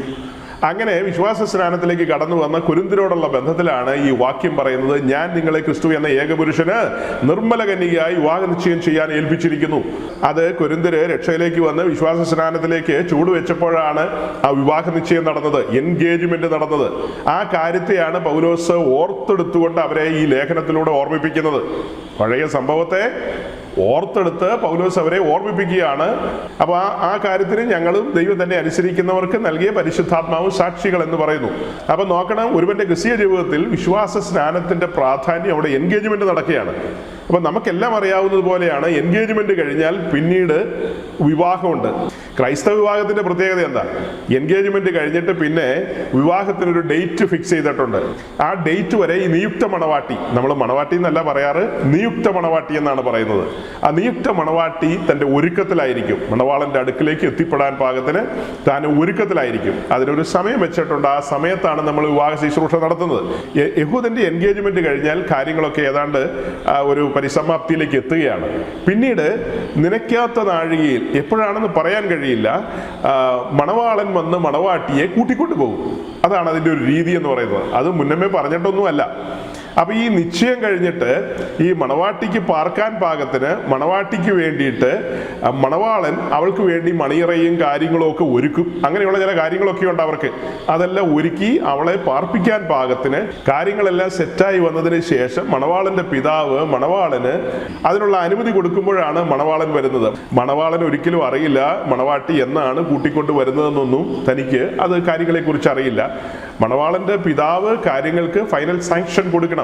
കാരണം മണവാട്ടിയെ കൊണ്ടുവന്നതിന് ശേഷമുള്ള കാര്യങ്ങൾക്ക് ഇവിടെ എല്ലാം സജ്ജമാണ് എന്ന നിലയിൽ കാര്യങ്ങൾ ഓക്കെ ആണെങ്കിൽ അദ്ദേഹം അതിന് അനുവാദം കൊടുക്കും. അതിനോടനുബന്ധിച്ചാണ് നമ്മൾ സുവിശേഷത്തിൽ കാണുന്നത് കർത്താവ് യേശു ക്രിസ്തുവിന്റെ മടങ്ങിവരവിനോടുള്ള ബന്ധത്തിൽ ആ മടങ്ങിവരവിനെ കുറിച്ച് ആ നാഴിക പിതാവല്ലാതെ ആരും അറിയുന്നില്ല, പുത്രനും കൂടെ അറിയുന്നില്ല എന്ന് പറയുമ്പോൾ അതിന്റെ അർത്ഥം യേശു ക്രിസ്തുവിന്റെ ദൈവത്വത്തെ ചോദ്യം ചെയ്യുന്നതല്ലേ എന്ന് പലരും ചോദിക്കുമ്പോൾ അതങ്ങനെയല്ല. അതിന്റെ ഉത്തരം എന്ന് പറയുന്നത് ഈ യേശു ക്രിസ്തു എന്ന മണവാളനുമായി ബന്ധപ്പെടുത്തിയാണ് ആ വിഷയം കിടക്കുന്നത്. എപ്പോഴാണ് മടങ്ങി വരുന്നത്, തന്റെ മണവാട്ടിയെ ചേർക്കാനെന്നൊക്കെയുള്ള ചോദ്യത്തിന്റെ മറുപടി എന്നോണം പറഞ്ഞു വരുമ്പോഴാണ് ഇങ്ങനെ പറയുന്നത്. എങ്ങനെ പറയുന്നത്?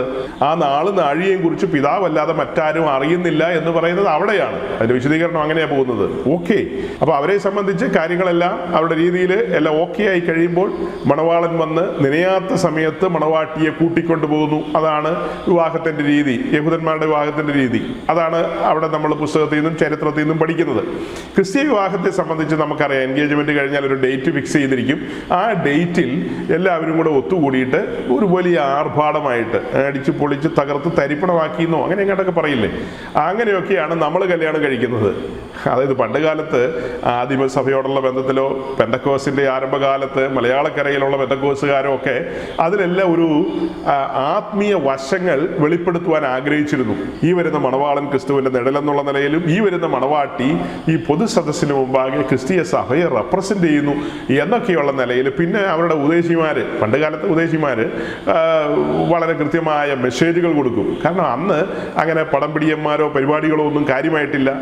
അപ്പൊ സഹോദരങ്ങളെ, യഹൂദന്മാരുടെ വിവാഹവുമായി ബന്ധപ്പെട്ടാണ് നമ്മൾ ഈ പറഞ്ഞു വന്നുകൊണ്ടിരുന്നത്. അവിടെ മണവാളൻ വന്ന് മണവാട്ടിയെ കൂട്ടിക്കൊണ്ടു പോകുന്ന കാര്യങ്ങളൊക്കെ. ഇനി നമ്മൾ നേരെ മത്തായി 25-ാം അധ്യായത്തിലേക്ക് വരികയാണ്. നമ്മൾ ഈ കേട്ട പ്രസംഗത്തോടുള്ള ബന്ധത്തിൽ ഞാനൊരു രത്നചുരുക്കം നിങ്ങൾക്ക് തന്നു. എൻഗേജ്മെന്റിന്റെ പ്രാധാന്യം, പിന്നീട് വിവാഹത്തിന്റെ കാര്യവും പറഞ്ഞു. അതായത് കുറച്ചും കൂടെ വിശദീകരണം ആ ഭാഗത്ത് നമുക്ക് പറയാൻ പറ്റും. എന്നാൽ മത്തായി 25-ന്റെ തുടക്കം മുതലുള്ള ആ കാര്യങ്ങൾ നമുക്കൊന്ന് കണ്ടിട്ട് നമുക്ക് മുൻപോട്ട് പോകാം. 25-ന്റെ ആദ്യത്തെ 3 വാക്യത്തിലേക്ക് വരുമ്പോൾ നമ്മൾ കാണുന്നത്, സ്വർഗരാജ്യം മണവാളനെ എതിരേൽപ്പാൻ വിളക്കെടുത്തും കൊണ്ട് പുറപ്പെട്ട 10 കന്യകമാരോട് സദൃശ്യമാകും. അവരിൽ 5 പേർ ബുദ്ധിയില്ലാത്തവരും 5 പേർ ബുദ്ധിയുള്ളവരുമായിരുന്നു. ബുദ്ധിയില്ലാത്തവർ വിളക്കെടുത്തപ്പോൾ എണ്ണയെടുത്തില്ല, ബുദ്ധിയുള്ളവരോ വിളക്കോടുകൂടെ പാത്രത്തിൽ എണ്ണയും എടുത്തു. ഇതാണ് തുടക്കത്തിൽ നമ്മൾ കാണുന്നത്. അതായത് അവിടെ ബുദ്ധിയുള്ള കന്യകമാരും ബുദ്ധിയില്ലാത്ത കന്യകമാരും പിന്നെ പാത്രത്തിൽ എണ്ണയുള്ളവരും, അങ്ങനെ പല കാര്യങ്ങളും നമ്മളിപ്പോൾ കണ്ടു. അടുത്ത 4-ാം വാക്യം തുടങ്ങുമ്പോൾ നമ്മൾ കാണുന്നത്, ബുദ്ധിയുള്ളവരോ വിളക്കോടുകൂടെ പാത്രത്തിൽ എണ്ണയും എടുത്തു. പിന്നെ മണവാളൻ താമസിക്കുമ്പോൾ എല്ലാവരും മയക്കം പിടിച്ച് ഉറങ്ങി. ഇതാണ് 5-ാം വാക്യത്തിൽ നമ്മൾ കണ്ടത്. എന്നാൽ 6-ാം വാക്യത്തിലേക്ക് വരുമ്പോൾ, അർദ്ധരാത്രിക്കോ മണവാളൻ വരുന്നു, അവനെ എതിരേൽപ്പാൻ പുറപ്പെടുവിനെന്ന് ഒരു ആർപ്പുവിളി ഉണ്ടായി. അർദ്ധരാത്രിക്കോ മണവാളൻ വരുന്നു, അവനെ എതിരേൽപ്പാൻ പുറപ്പെടുവിനെന്നൊരു ആർപ്പുവിളിയാണ് പിന്നീട് കേൾക്കുന്നത്. ആദ്യത്തെ 3 വാക്യപ്രകാരം ബുദ്ധിയുള്ള കന്യകമാരുമുണ്ട്, ബുദ്ധിയില്ലാത്ത കന്യകമാരുമുണ്ട്. നമ്മുടെ ബഹുമാനായ പ്രസംഗി പറയുന്നത് അവരെല്ലാം മണവാളനെ അറിയുന്ന ആളുകളാണ് എന്നാണ് അദ്ദേഹം പറഞ്ഞു വരുന്നത്. നമ്മൾ ഈ ചാപ്റ്റർ തുറന്നു വെച്ചിട്ട് ഈ ആദ്യത്തെ പാരഗ്രാഫിൽ നിന്ന് തുടക്കത്തിൽ തന്നെ പറയുന്നൊരു കാര്യമുണ്ട്. അത് നെഞ്ചു വളർക്കുന്നൊരു വിഷയമാണ്. അതായത് ഈ ഒരു പാസേജ് അഥവാ ഈ ഒരു പാരഗ്രാഫ് ഇതിനകത്ത് ദൈവസഭയുമായി ബന്ധപ്പെട്ട ഒരു കാര്യമല്ല പറയുന്നത്. ഇവിടെ പറയുന്ന ബുദ്ധിയുള്ള കന്യകമാരോ ബുദ്ധിയില്ലാത്ത കന്യകമാരോ ഇതൊന്നും ദൈവസഭയുമായി ബന്ധപ്പെട്ട കാര്യങ്ങളെ അല്ലെന്ന് നമ്മൾ തുടക്കത്തിൽ അടിവരയിട്ട് അങ്ങ് പറയുകയാണ്. അതിൻ്റെ കാര്യകാരണങ്ങളിലേക്കാണ് പറഞ്ഞു വരുന്നത്. അതിൻ്റെ ഒന്നാമത്തെ കാര്യം, ഇവിടെ നമ്മൾ കാണുന്നത് 5 പേർ ബുദ്ധിയുള്ളവരും 5 പേർ ബുദ്ധിയില്ലാത്തവരും എന്ന നിലയിലാണ്. അപ്പോൾ ബുദ്ധിയുള്ള കന്യകമാരും ബുദ്ധിയില്ലാത്ത കന്യകമാരും 2 തരം ആൾക്കാരെ നമുക്ക് കാണാം. അവിടെ കാതലായൊരു കാര്യം നമ്മൾ കാണുന്നത്, അവിടെ കന്യകമാരെന്നുള്ളൊരു പദപ്രയോഗമാണ് കാണുന്നത്, അല്ലേ? അവിടെ ബുദ്ധിയുള്ള കന്യകമാരെന്നും ബുദ്ധിയില്ലാത്ത കന്യകമാരും എന്ന നിലയിൽ ബഹുവചനത്തിലാണ് എഴുതിയിരിക്കുന്നത്. ഒരിക്കലും കർത്താവിൻ്റെ സഭയെ കന്യകമാരെന്ന് വിളിക്കില്ല. അതാണ് മർമ്മപ്രധാനമായ പോയിന്റ്. കർത്താവിൻ്റെ സഭയെ ഒരിക്കലും കന്യകമാരെന്ന് വിളിക്കില്ല. സഭ കർത്താവിൻ്റെ സഭയെ കന്യക എന്നാണ് വിളിക്കുന്നത്, അല്ലാതെ കന്യകമാരെന്ന് ഒരിക്കലും വിളിക്കില്ല. അത് മനസ്സിലാക്കുക. അപ്പോൾ തുടക്കത്തിൽ തന്നെ പാളിച്ച് സംഭവിച്ചു. ഈ പറയുന്ന ബുദ്ധിയുള്ള കന്യകമാരും ബുദ്ധിയില്ലാത്ത കന്യകമാരെന്നും സഭയുമായി ബന്ധപ്പെട്ട കാര്യങ്ങളല്ല, ഇതെല്ലാം ഇസ്രായേലുമായി ബന്ധപ്പെട്ട കാര്യങ്ങളാണ്. ഇസ്രായേലുമായി ബന്ധപ്പെട്ട കാര്യങ്ങളാണ്. ഇനി ഒന്നുകൂടി അവിടെ ശ്രദ്ധിച്ചേ, മണവാളന്റെ വരവ് താമസിച്ചു എന്ന് കണ്ടാറേ ബുദ്ധിയുള്ളവരും ബുദ്ധിയില്ലാത്തവരും 2 കൂട്ടരും മയക്കം പിടിച്ചു, പിന്നെ ഉറക്കം പിടിച്ചു. ആദ്യം അവർ മയങ്ങിപ്പോയി, പിന്നീട് അവർ ഉറങ്ങിപ്പോയി. 2 കൂട്ടരും ഉറങ്ങിപ്പോയി. മണവാട്ടി ഒരിക്കലും ഉറങ്ങുന്നില്ല സഹോദരങ്ങളെ. മണവാട്ടി ഒരിക്കലും ഉറങ്ങുന്നില്ല. മണവാട്ടി മണവാളനോടുകൂടെ പാളയത്തിന് വെളിയിൽ അവനോട് ചേർന്ന് സഞ്ചരിച്ചുകൊണ്ടിരിക്കുകയാണ്. 2 പേർ തങ്ങളിൽ ഒത്തിട്ടല്ലാതെ ഒരുമിച്ച് സഞ്ചരിക്കാൻ പറ്റുമോ എന്ന് ആമോസ് ചോദിക്കുന്നുണ്ട്. ഇവിടെ 2 പേരും ഒത്തുചേരുകയാണ്. വിശ്വാസ സ്നാനത്തിൽ ക്രിസ്തുവിനോട് ചേരുകയാണ്. മുൻപോട്ടുള്ള യാത്രയിൽ നിയുക്ത മണവാട്ടി ക്രിസ്തുവിനോട് പറ്റിച്ചേരുകയാണ്. അതെങ്ങനെയാ? അനുദിനം ക്രൂശ് എടുത്തുകൊണ്ട്, പിന്നെയോ അനുദിനം നുകത്തിൻ കീഴിൽ വസിച്ചുകൊണ്ട്. നുകം അഥവാ യോക്ക് എന്ന് പറഞ്ഞാൽ നമ്മൾ കണ്ടിട്ടുണ്ടല്ലോ, അതിൻ്റെ ഒരു സൈഡിൽ ഒരു കാളയും മറു സൈഡിൽ മറ്റൊരു കാളയും നിൽക്കുന്നതാണ് യോക്കുമായി ബന്ധപ്പെട്ട് നമ്മൾ കണ്ടിട്ടുള്ളത്. അതായത് ഒരു സൈഡിൽ നിൽക്കുന്ന നമ്മുടെ കർത്താവ് യേശു ക്രിസ്തു തന്നെയാണ്, മറു സൈഡിലാണ് ശരിക്കും തൻ്റെ മണവാട്ടി, നിയുക്ത മണവാട്ടി വരേണ്ടത്. അങ്ങനെ ആ സഞ്ചാരത്തിലാണ് അവനുമായിട്ട് പറ്റിച്ചേരുന്നതും അവൻ്റെ ഹിതങ്ങൾ മനസ്സിലാക്കുന്നതും. അങ്ങനെ മുൻപോട്ട് പോയാണ് അത് ഒന്നായി തീരുന്നൊരു നില വരുന്നത്. അവിടെയാണ് നമ്മൾ എഫേസ്യ ലേഖനത്തിലൊക്കെ പറയുന്ന പോലെ അവനെല്ലാം വിട്ട് അവളോട് പറ്റിച്ചേരുന്നു. അവളും അതുപോലെ തന്നെയാണ് സജനത്തെയും പിതൃഭവനത്തെയും ഒക്കെ വിട്ട് അവനോട് പറ്റിച്ചേരുകയാണ് അവളുടെയും ഈ യാത്രയിൽ സംഭവിക്കുന്നത്. മണവാളനോട് കൂടെയുള്ള ഈ സഞ്ചാരത്തിൽ മിണ്ടി പറഞ്ഞാണ് പോകുന്നത്, അല്ലാതെ മൗനവ്രതത്തിലൊന്നും അല്ല. അങ്ങനെ സംസാരിച്ചു പോകുമ്പോൾ എങ്ങനെ ഉറങ്ങുമെന്ന ഈ പറയുന്നത്. അതിനോടുള്ള ബന്ധത്തിൽ 1 തെസ്സലോനിക്ക ലേഖനം അതിൻ്റെ അവസാനം 5-ാം അധ്യായത്തിലേക്കൊക്കെ വരുമ്പോൾ നമുക്കവിടെ കാണാൻ കഴിയും, നാം പകലിനുള്ളവരാണെന്നും നാം ഉറങ്ങുന്നവരല്ലെന്നും. അതുപോലെ റോമാലേഖനം 13-ാം അധ്യായത്തിലൊക്കെയുണ്ട്, നാം ഉറങ്ങുന്നവരുടെ കൂട്ടത്തിൽപ്പെട്ടവരല്ല, ഉണർന്നിരിക്കുന്നവരുടെ കൂട്ടത്തിലാണ്, സദാസമയം ഉണർന്നിരിക്കുകയാണെന്ന്. ഉറക്കം എന്ന് പറഞ്ഞാൽ സ്വാഭാവിക ഉറക്കമല്ല അവിടെ ഉദ്ദേശിക്കുന്നത്. ആത്മീയമായ അത്തരത്തിലുള്ള ഉറക്കമോ മയക്കമോ ക്ഷീണമൊക്കെ ഉണ്ടാവും. മണവാട്ടിക്ക് എപ്പോഴെങ്കിലും ക്ഷീണം ഉണ്ടാകുന്ന സമയത്താണ് മണവാളൻ തൻ്റെ ശുശ്രൂഷകരെ അയച്ച് മണവാളനെ കുറിച്ചും മണവാളന്റെ ഭവനത്തെക്കുറിച്ചും അങ്ങനെ അസംഖ്യം കാര്യങ്ങളെക്കുറിച്ച് അവളെ ഓർമ്മിപ്പിക്കുകയും അവളെ തട്ടി ഉണർത്തുകയും വചനത്താൽ അവളെ ശുദ്ധീകരിക്കുകയും അങ്ങനെ അവളെ സജ്ജമാക്കുകയൊക്കെ ചെയ്യുന്നതാണ് നമ്മൾ കാണുന്നത്. അങ്ങനെയാണ് വചനത്തിൻ്റെതായ ഒരു പഠനം നമ്മുടെ മുമ്പാകെ വരുന്നത്. അതുകൊണ്ട് മണവാട്ടി ഒരിക്കലും മയങ്ങുന്നില്ല, ഉറങ്ങുന്നില്ല. അതാണ് നമ്മൾ അടിസ്ഥാനപരമായി മനസ്സിലാക്കേണ്ടത്. ഇനി അതിൻ്റെ 6-ാം വാക്യത്തിലേക്ക് വരുമ്പോൾ നമ്മൾ കാണുന്നത്, അർദ്ധരാത്രിക്കോ മണവാളൻ വരുന്നു, അവനെ എതിരേൽപ്പാൻ പുറപ്പെടുവിനെന്ന ആർപ്പുവിളി ഉണ്ടായി. നോക്കുക, അവിടെ എതിരേൽക്കുക എന്നുള്ളൊരു പദപ്രയോഗമാണ് കാണുന്നത്. അതായത് റിസീവ് ചെയ്യുക. അവിടെ അർദ്ധരാത്രിക്ക് മണവാളൻ വരുന്നു എന്നുള്ളതിന് പഴയകാല ചില തർജ്ജമകളിൽ അതിൻ്റെ ഫുട്നോട്ടുകളിലും ഒക്കെ കാണുന്നൊരു കാര്യമുണ്ട്, മണവാളനെയും മണവാട്ടിയെയും എതിരേൽപ്പാൻ പുറപ്പെടുക എന്നും ചില തർജ്ജമകളുണ്ട്. ഇവിടെ മണവാളന് മാത്രമായതുകൊണ്ട് നമ്മൾ തെറ്റിദ്ധരിക്കപ്പെടാനായിട്ട് സാധ്യതയുണ്ട്. ഈ പഠനങ്ങൾ നല്ല രീതിയിൽ മുൻപോട്ട് പോകുമ്പോൾ നമുക്ക് കാര്യം നന്നായിട്ട് മനസ്സിലാകും. അതായത് അർദ്ധരാത്രിക്കോ മണവാളൻ വരുന്നു. അർദ്ധരാത്രി എന്ന് പറയുമ്പോൾ ഇന്ത്യ മഹാരാജ്യത്ത് അർദ്ധരാത്രിയാണെങ്കിൽ നമ്മുടെ അമേരിക്കയിലുള്ള സഹോദരങ്ങൾക്ക് നട്ടുച്ചയായിരിക്കും. അപ്പോൾ അർദ്ധരാത്രി എന്നുള്ളതുകൊണ്ട് ഉദ്ദേശിക്കുന്നത് നനയാത്ത നാഴികയിൽ മണവാളൻ വരുന്നു. അങ്ങനെ മണവാളൻ വരുമ്പോൾ അവനെ റിസീവ് ചെയ്യുക, അവനെ എതിരേൽക്കുക എന്നുള്ളതാണ് അവിടെ പറയുന്നത്. അതിനോട് സപ്പോർട്ട് ചെയ്യുന്നൊരു വാക്യം നമുക്ക് ആമോസിൽ നിന്ന് വായിക്കാം. ആമോസ് 4:12. ആമോസ് പ്രവാചകന്റെ പുസ്തകം 4-ാം അധ്യായത്തിന്റെ 12-ാമത്തെ വാക്യം ഒന്ന് വായിച്ചേ. അതുകൊണ്ട് ഇസ്രായേലേ, ഞാൻ ഇങ്ങനെ നിന്നോട് ചെയ്യും. ഇസ്രായേലേ, ഞാനിത് നിന്നോട് ചെയ്യുവാൻ പോകുന്നത് കൊണ്ട് നിന്റെ ദൈവത്തെ എതിരേൽപ്പാൻ ഒരുങ്ങിക്കൊള്ളുക. ഈ വാക്യമൊക്കെ സാധാരണ ശുശ്രൂഷകരെല്ലാം ഇപ്പോഴും എല്ലായിടത്തും പറയാറുണ്ട്. അപ്പം നമ്മളാരും അതിന് കയറിയിട്ട് അത് അങ്ങനെയല്ല ഇങ്ങനെയല്ലെന്നൊന്നും ആരോടും പറയാൻ പോകാറില്ല. കാരണം ജനറലായിട്ടൊക്കെ പറയുമ്പോൾ ഓക്കെ, എന്തായാലും ദൈവത്തെ എതിരേൽക്കുക, കർത്താവിനെ എതിരേൽക്കുക എന്ന് പറയുമ്പോൾ ഓക്കെ. എന്നാലും നമ്മൾ ഈ വിഷയത്തിൻ്റെ ആഴത്തിലേക്ക് ഇറങ്ങി അതിൻ്റെ തലമുടിധാരി കീറി ഇങ്ങനെ പഠിച്ചു പോകുമ്പോഴാണ് സന്ദർഭങ്ങൾ, കോൺടെസ്റ്റുകളെല്ലാം എടുക്കുന്നത്. അതെല്ലാം എടുത്ത് കൃത്യതയോടുകൂടി പറയുന്നത്. ഇത് സഭ എടുക്കപ്പെട്ടതിന് ശേഷം 7 വർഷം കഴിഞ്ഞ് വെളിപ്പാട് ദിവസം 19-ാം അധ്യായത്തിന്റെ 11 മുതൽ താഴേക്കുള്ള ആ പാസേജിൽ നമ്മൾ വായിക്കുന്ന പോലെ നമ്മുടെ കർത്താവ് യേശു ക്രിസ്തുവും തൻ്റെ വിശുദ്ധന്മാരും, അതായത് പഴയ നിയമ പുതിയ നിയമ വിശുദ്ധന്മാരെല്ലാം അതുപോലെ ശക്തിയേറിയ ദൂതന്മാരുമായി ഈ ഭൂമിയിലേക്ക് ഒരു വെള്ള കുതിരപ്പുറത്ത് വരുന്നൊരു വരവുണ്ട്. അതാണല്ലോ ആ ഭാഗത്തുള്ളത്.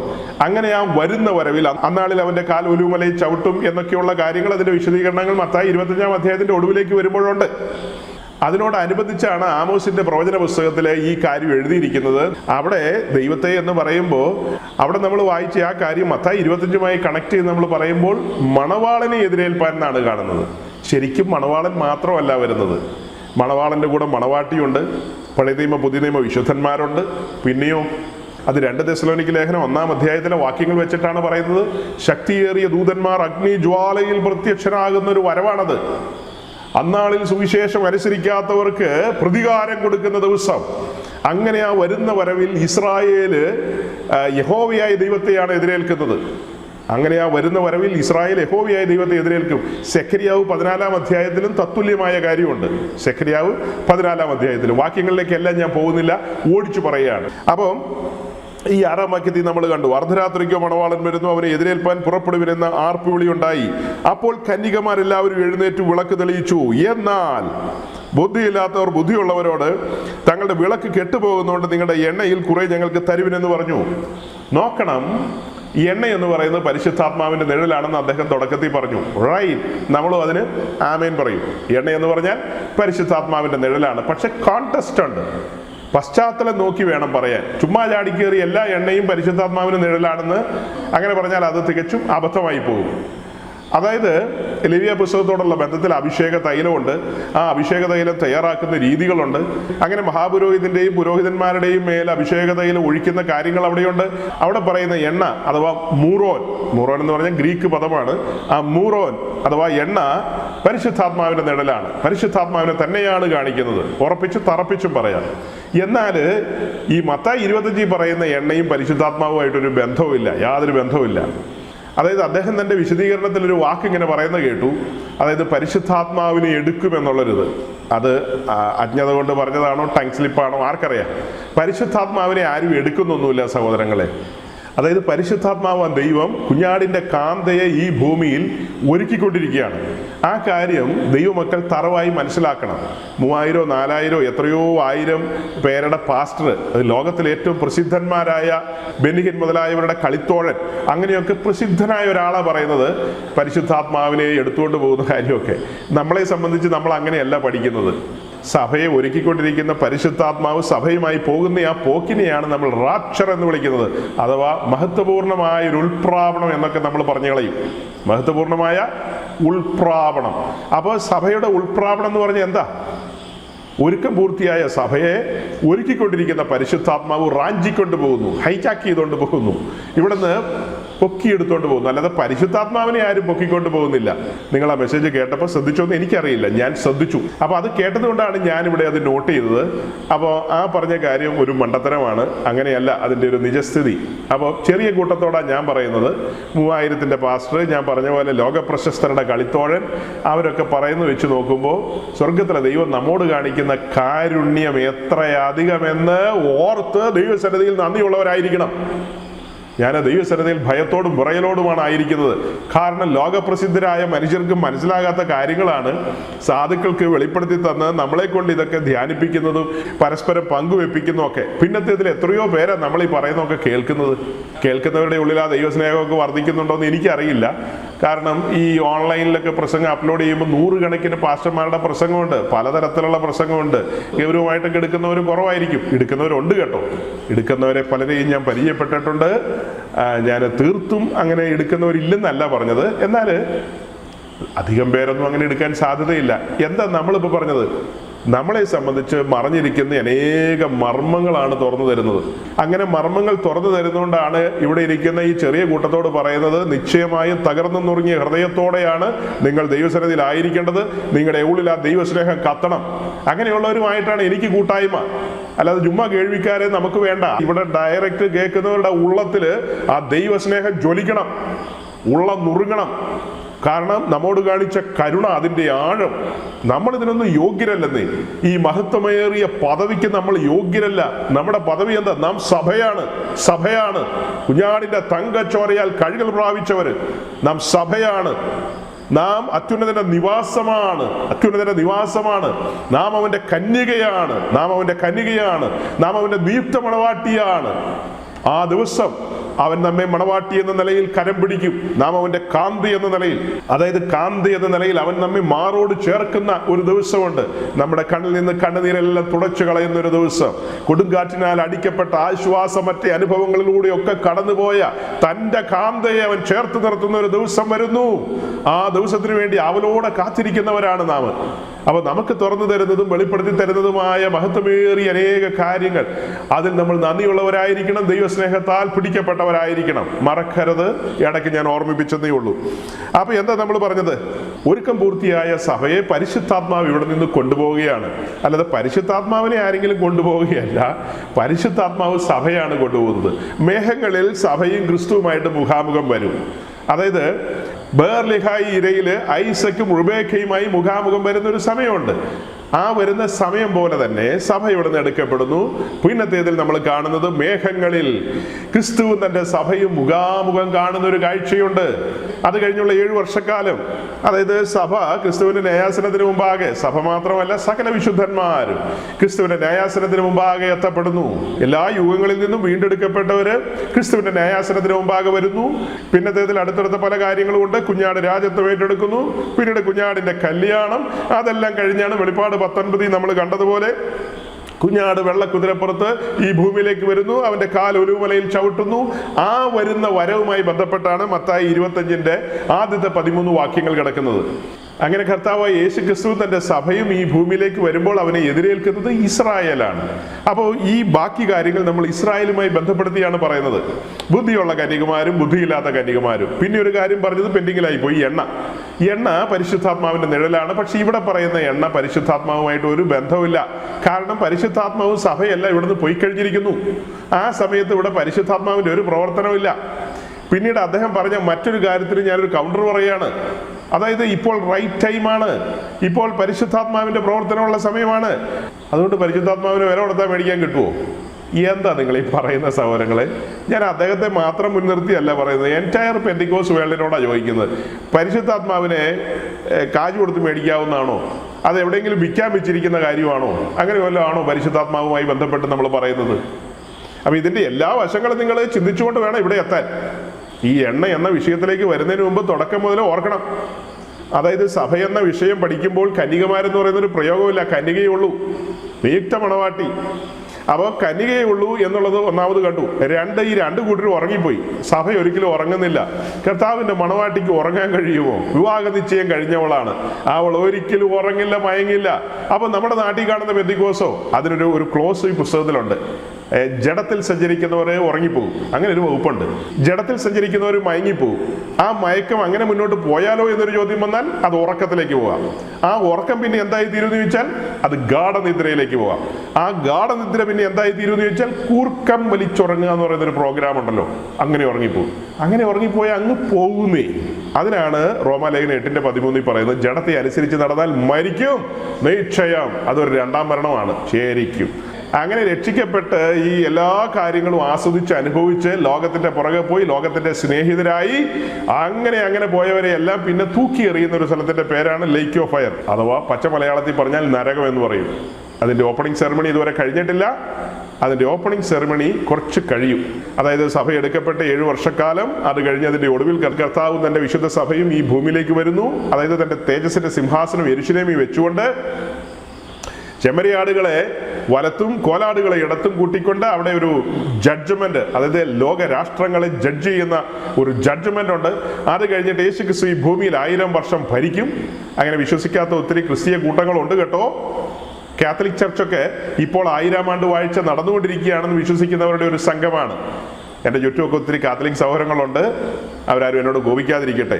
അതൊക്കെ കേൾക്കുമ്പോൾ നമുക്ക് ചിരി വരാറാ പതിവെന്ന് പണ്ട് പറഞ്ഞിട്ടുണ്ട്. അതിൻ്റെ വിശദീകരണമൊക്കെ ഞാൻ നേരത്തെ പറഞ്ഞിട്ടുള്ളതാണ്. കാരണം കർത്താവിൻ്റെ വിശുദ്ധ പ്രവാചകന്മാർ മുന്നേ കൂട്ടി പറഞ്ഞു വെച്ചിട്ടുണ്ട്, ഈ പറഞ്ഞ 1000 ആണ്ട് വാഴ്ചയിൽ സിംഹവും മാൻകുട്ടി ഒരുമിച്ച് കളിക്കുമെന്ന്. അതായത് കുട്ടികൾ അണലിയുടെ പൊത്തിലൊക്കെ കൈയിടുമെന്നൊക്കെയാണ് എഴുതി വെച്ചിരിക്കുന്നത്. അന്ന് എല്ലാവരും വെജിറ്റേറിയൻ ആയിരിക്കും, കടുവയും സിംഹവും ഒക്കെ പുല്ല് തിന്നും. അങ്ങനത്തെ ഒരു കാലഘട്ടമായിരിക്കും. അപ്പം 1000 ആണ്ട് വാഴ്ച ഇപ്പൊ നടക്കുകയാണ്. യേശു ക്രിസ്തുവാണ് ഇപ്പൊ ഭരിക്കുന്നത്, ഭൂമിയെ ഭരിക്കുന്നതെങ്കിൽ. അതായത് ഓവറോൾ കർത്താവിന്റെ ഭരണം ഉണ്ട് കേട്ടോ, ഇല്ലെന്നല്ല, അതിന് വിശദീകരണം തരേണ്ടതാണ്. എന്നാൽ ഓടിച്ചു പറയുകയാണ്, ഇപ്പോൾ അങ്ങനെ ഒരു ഭരണക്രമമല്ല. ഇപ്പോൾ സമർപ്പിതരായവരെ മാത്രമാണ് കർത്താവ് ഭരിക്കുന്നത്. ഈ ലോകത്തിലുള്ള സകല മനുഷ്യരെയും കർത്താവ് ഭരിക്കുന്നില്ല. അതായത് സമർപ്പിതരായി വരുന്നവരുടെ ഉള്ളിൽ ദൈവരാജ്യം വരുന്നു. ആ ദൈവരാജ്യത്തിന്റെ രാജാവായ യേശു ക്രിസ്തു അവരെ ഭരിക്കുന്നു. അവരെ മാത്രം ഭരിക്കുന്നു, അല്ലാത്ത ആരെയും ഭരിക്കുന്നില്ല. അവരെല്ലാം അവർക്ക് ഇഷ്ടമുള്ള പോലെ താന്തോന്നികളായിട്ട് തോന്നിയ പോലെ എല്ലാവരും ജീവിക്കുന്നു. ആഴ്ചയുടെ ഒടുക്കം അല്ലെങ്കിൽ ഞായറാഴ്ച ഉച്ച കഴിഞ്ഞ് ഇത്തിരി പോത്തിറച്ചിയൊക്കെ മേടിച്ച് വരട്ടി ഇച്ചിരി സോമരസമൊക്കെ ആയിട്ട് എല്ലാവരും ജീവിച്ചു പോകുന്നു. അവിടെയൊന്നും കർത്താവിന്റെ കർത്തൃത്വം ഒരു ഇടപാടുമില്ല. അതൊക്കെ പോട്ടെ, അതൊന്നും നമ്മുടെ സബ്ജക്റ്റ് അല്ല. അപ്പൊ എണ്ണയുമായി ബന്ധപ്പെട്ട് പറഞ്ഞ കാര്യങ്ങളുടെ ഒരു തുടർച്ച പറയുകയാണെങ്കിൽ, എണ്ണ പരിശുദ്ധാത്മാവിനെയാണ് കാണിക്കുന്നത്. പക്ഷെ ഇവിടെ പറയുന്ന എണ്ണ പരിശുദ്ധാത്മാവുമായി ബന്ധപ്പെട്ടല്ല. ഞാൻ പറഞ്ഞു, ഇസ്രായേലുമായി ബന്ധപ്പെട്ടാണ് ഈ പാരഗ്രാഫ് നമ്മൾ വിശദീകരിക്കുന്നത്. അപ്പോൾ മണവാളനും മണവാട്ടിയും വരുമ്പോൾ മണവാളനെ എതിരേൽക്കേണ്ട ഉത്തരവാദിത്വം ഇസ്രായേലിനുണ്ട്. അതിനോടുള്ള ബന്ധത്തിൽ ഹോശിയായുടെ പുസ്തകത്തിലും മറ്റുമൊക്കെ അവര് കർത്താവ് യേശുക്രിസ്തുവിനെ കാണുന്ന കാഴ്ചയുണ്ടല്ലോ, അവനെക്കുറിച്ച് വിലപിക്കുന്ന വിലാപമുണ്ടല്ലോ, അത് എല്ലാവരിലും ഇല്ല.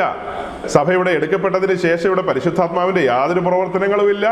സഭയില്ല, പരിശുദ്ധാത്മാവും ഇല്ല, ദൈവത്തിന്റെ വിശുദ്ധന്മാരും ഇല്ല. പിന്നെ ഇവിടെ ഉള്ളത് ലോകജാതികളും പിന്നെ ഇസ്രായേലും, 2 കൂട്ടമേ ഇവിടെയുള്ളൂ. ലോകജാതികളും ഇസ്രായേലും 2 കൂട്ടമേ ഉള്ളൂ. അന്ന് ഇസ്രായേലിന്റെ നടുവിൽ ദൈവം എഴുന്നേൽപ്പിച്ച ഒരു വിശേഷപ്പെട്ട കൂട്ടമുണ്ട്. 1,44,000. ആ 1,44,000 പേര് അന്ന് ഇവിടെ സഞ്ചരിച്ച് സുവിശേഷം അറിയിക്കും. ആ അറിയിക്കുന്ന സുവിശേഷം എന്ന് പറയുന്നത് നമ്മൾ എന്ന് പറയുന്ന കൃപയുടെ സുവിശേഷമല്ല. അവര് ജനത്തെ അറിയിക്കും. അന്ന് ഭരിച്ചുകൊണ്ടിരിക്കുന്ന എതിർ ക്രിസ്തുവിനെ തിരിച്ചറിഞ്ഞുകൊണ്ട് ഇസ്രായേൽ ജനത്തിന്റെ നടുവിൽ ചെന്ന് അവർ പറയും, ഇവൻ എതിർ ക്രിസ്തുവാണ്, ഇവൻ ക്രിസ്തുവല്ല എന്ന കാര്യങ്ങൾ അവർ അവതരിപ്പിക്കും. അപ്പൊ അത് കേട്ട് ഉള്ളം കത്തുന്ന ആളുകൾ, അവരുടെ ഉള്ളം കത്തണം. ആ ഒരു പീരീഡിലെ ഇസ്രായേലിനോടുള്ള ബന്ധത്തില് അവരുമായിട്ടുള്ള കാര്യപരിപാടികളെല്ലാം ന്യായപ്രമാണ സംബന്ധമായിട്ടാണ്. അവർക്ക് ലഭിച്ചിട്ടുള്ള ആ പ്രമാണ സംബന്ധമായാണ്. കാരണം കൃപയുടെ പ്രമാണം അവിടെ അവസാനിച്ചു. സഭ എടുക്കപ്പെട്ടതിന് ശേഷം കൃപയുടെ പ്രമാണം ചലിക്കുന്നില്ലല്ലോ. സഭ എടുക്കപ്പെട്ടതിന് ശേഷം പിന്നീട് കൃപയുടെ പ്രമാണമൊന്നും ഇവിടെ ഇല്ല. കൃപയൊക്കെ അവിടെ അവസാനിച്ചു. പിന്നെ യഹൂദനുമായി ബന്ധപ്പെട്ട കാര്യങ്ങൾ മാത്രമേ ഉള്ളൂ. അപ്പോൾ യഹൂദന്റെ യഥാസ്ഥാപനമാണ് പിന്നെ അവനെ റീസ്റ്റോർ ചെയ്യേണ്ടതുണ്ട്. അപ്പോൾ യഹൂദന്മാരുടെ ഇടയിൽ ഉള്ളിൽ ആ പ്രമാണത്തെക്കുറിച്ച് കത്തലുള്ളവരുണ്ട്. ആ കത്തലുള്ളവരെയാണ് ബുദ്ധിയുള്ള മണവാട്ടി എന്ന നിലയിൽ നമ്മൾ പരിഗണിക്കുന്നത്. ബുദ്ധിയില്ലാത്തവർ ഈ കാര്യത്തിനൊന്നും പ്രാധാന്യം കൊടുത്തില്ല. അതായത് ആ സമയത്ത് അവരെ കാര്യങ്ങളെ അറിയിച്ച 1,44,000 പേരുടെ സന്ദേശം, ഗോസ്പൽ അഥവാ അന്നത്തെ ഗോസ്പൽ അഥവാ ഗുഡ് ന്യൂസ്, അത്രയും ചിന്തിച്ചാൽ മതി.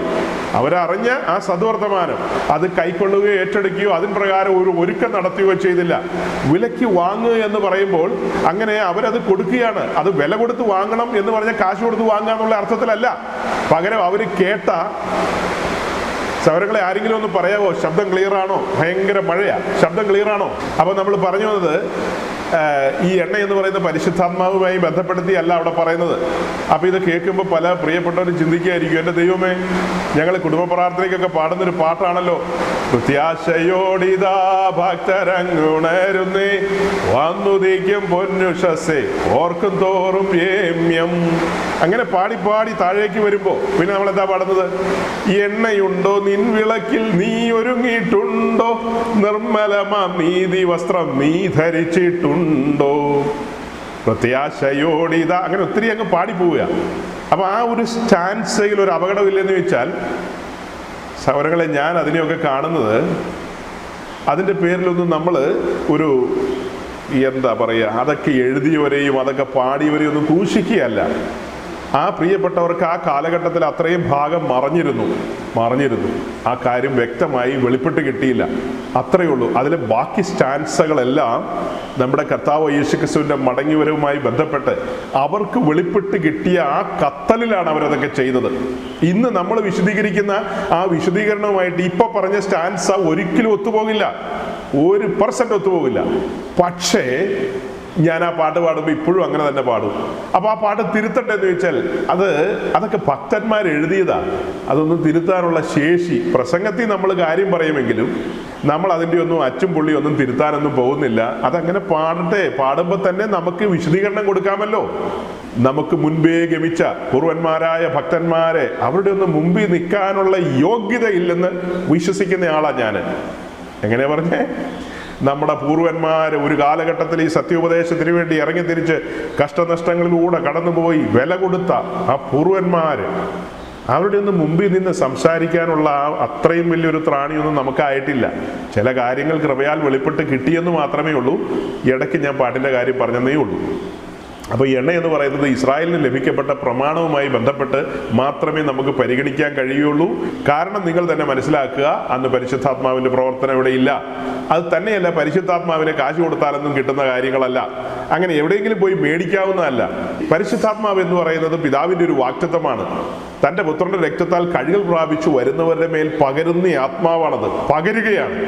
പകരുന്നവൻ ഒരുവനുണ്ട്, പകർച്ച സ്വീകരിക്കുന്ന നാമാണ്, പകരുന്ന ദൈവമാണ്. അല്ലാതെ ഏതെങ്കിലും മനുഷ്യൻ ഇന്ന് ആ പരിശുദ്ധാത്മാവിനെ പിടിച്ചോ റിസീവ് എന്നൊക്കെ പറയുമ്പോഴത്തേക്കും അയ്യോ ടച്ച് എന്നൊക്കെ കേട്ടിട്ടില്ലേ? ഈ ചിലരിങ്ങനെ കൈ കൊണ്ടൊക്കെ വന്നിട്ട് ആളുകളെ ഒരു ആട്ടുന്ന കണ്ടിട്ടില്ലേ? ടച്ച് എന്നൊക്കെ പറയും. In the name of Jesus എന്നൊക്കെ പറയും. അതിനകത്തൊക്കെ ഒരു സൈക്കോളജി ഉണ്ട്. ചുമ്മാ ആളുകളെ വീഴിക്കാൻ വേണ്ടിയിട്ടാണ്. ഒരു ടച്ച് നടക്കുന്നില്ല, ഒരു രൂപാന്തരവും നടക്കുന്നില്ല, സ്വഭാവത്തിലൊന്നും ഒരു രൂപാന്തരവും നടക്കുന്നില്ല.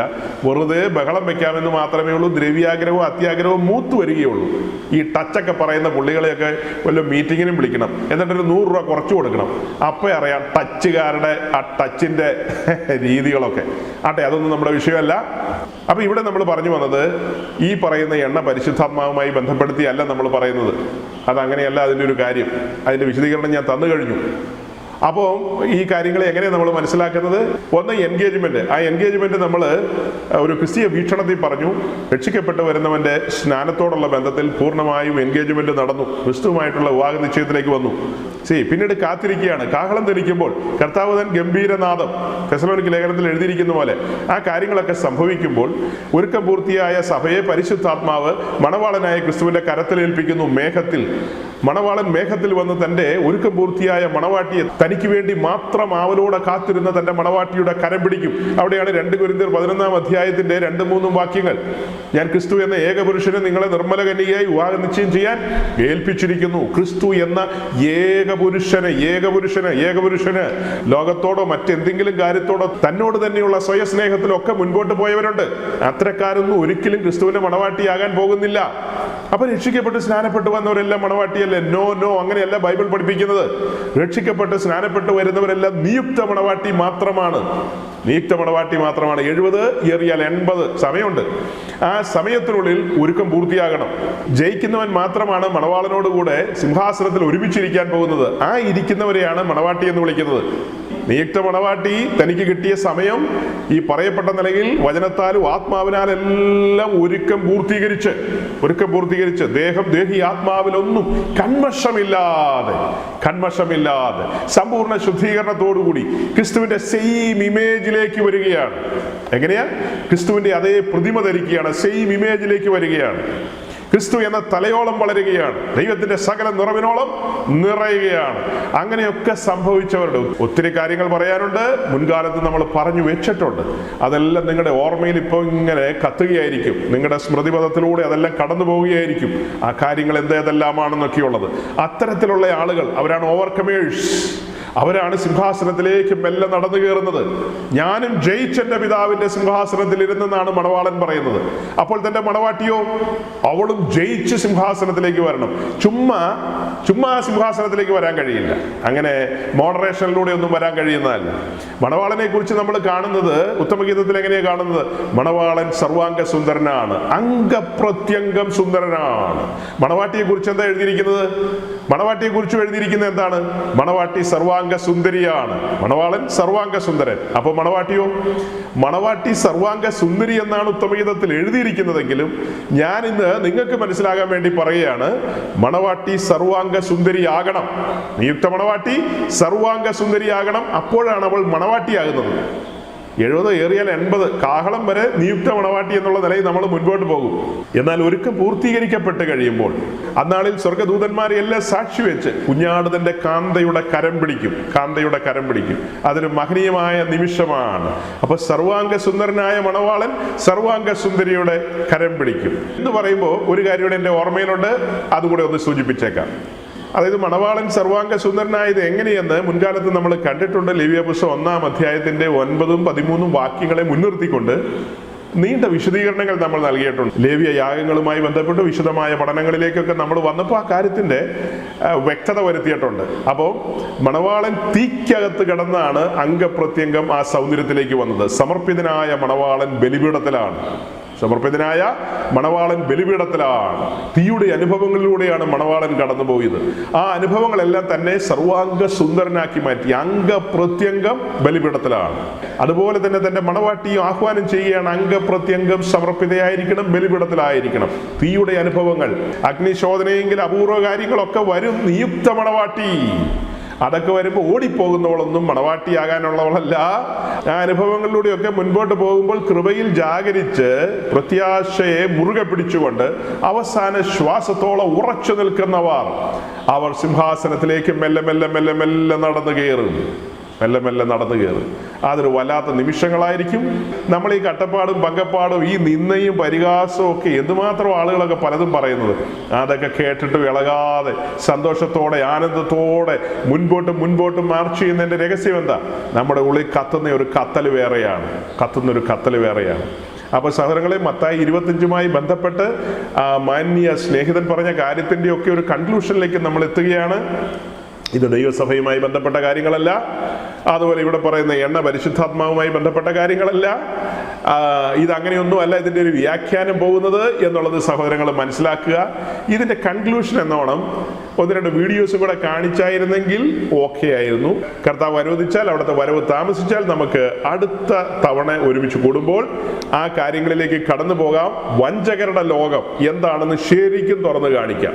വഞ്ചകരുടെ ലോകം എങ്ങനെയാണ് ഇവർ നമ്മളെ ഇങ്ങനെ ഓരോന്നൊക്കെ പറഞ്ഞൊക്കെ പോയി ശരിക്കും നമ്മളെ വഞ്ചിക്കുന്നത് ഏത് സ്പിരിറ്റിലാണെന്നുള്ളതാണ് കാണിക്കാൻ പോകുന്നത്. ആ സ്പിരിറ്റ് ഏതാണെന്നുള്ളത്.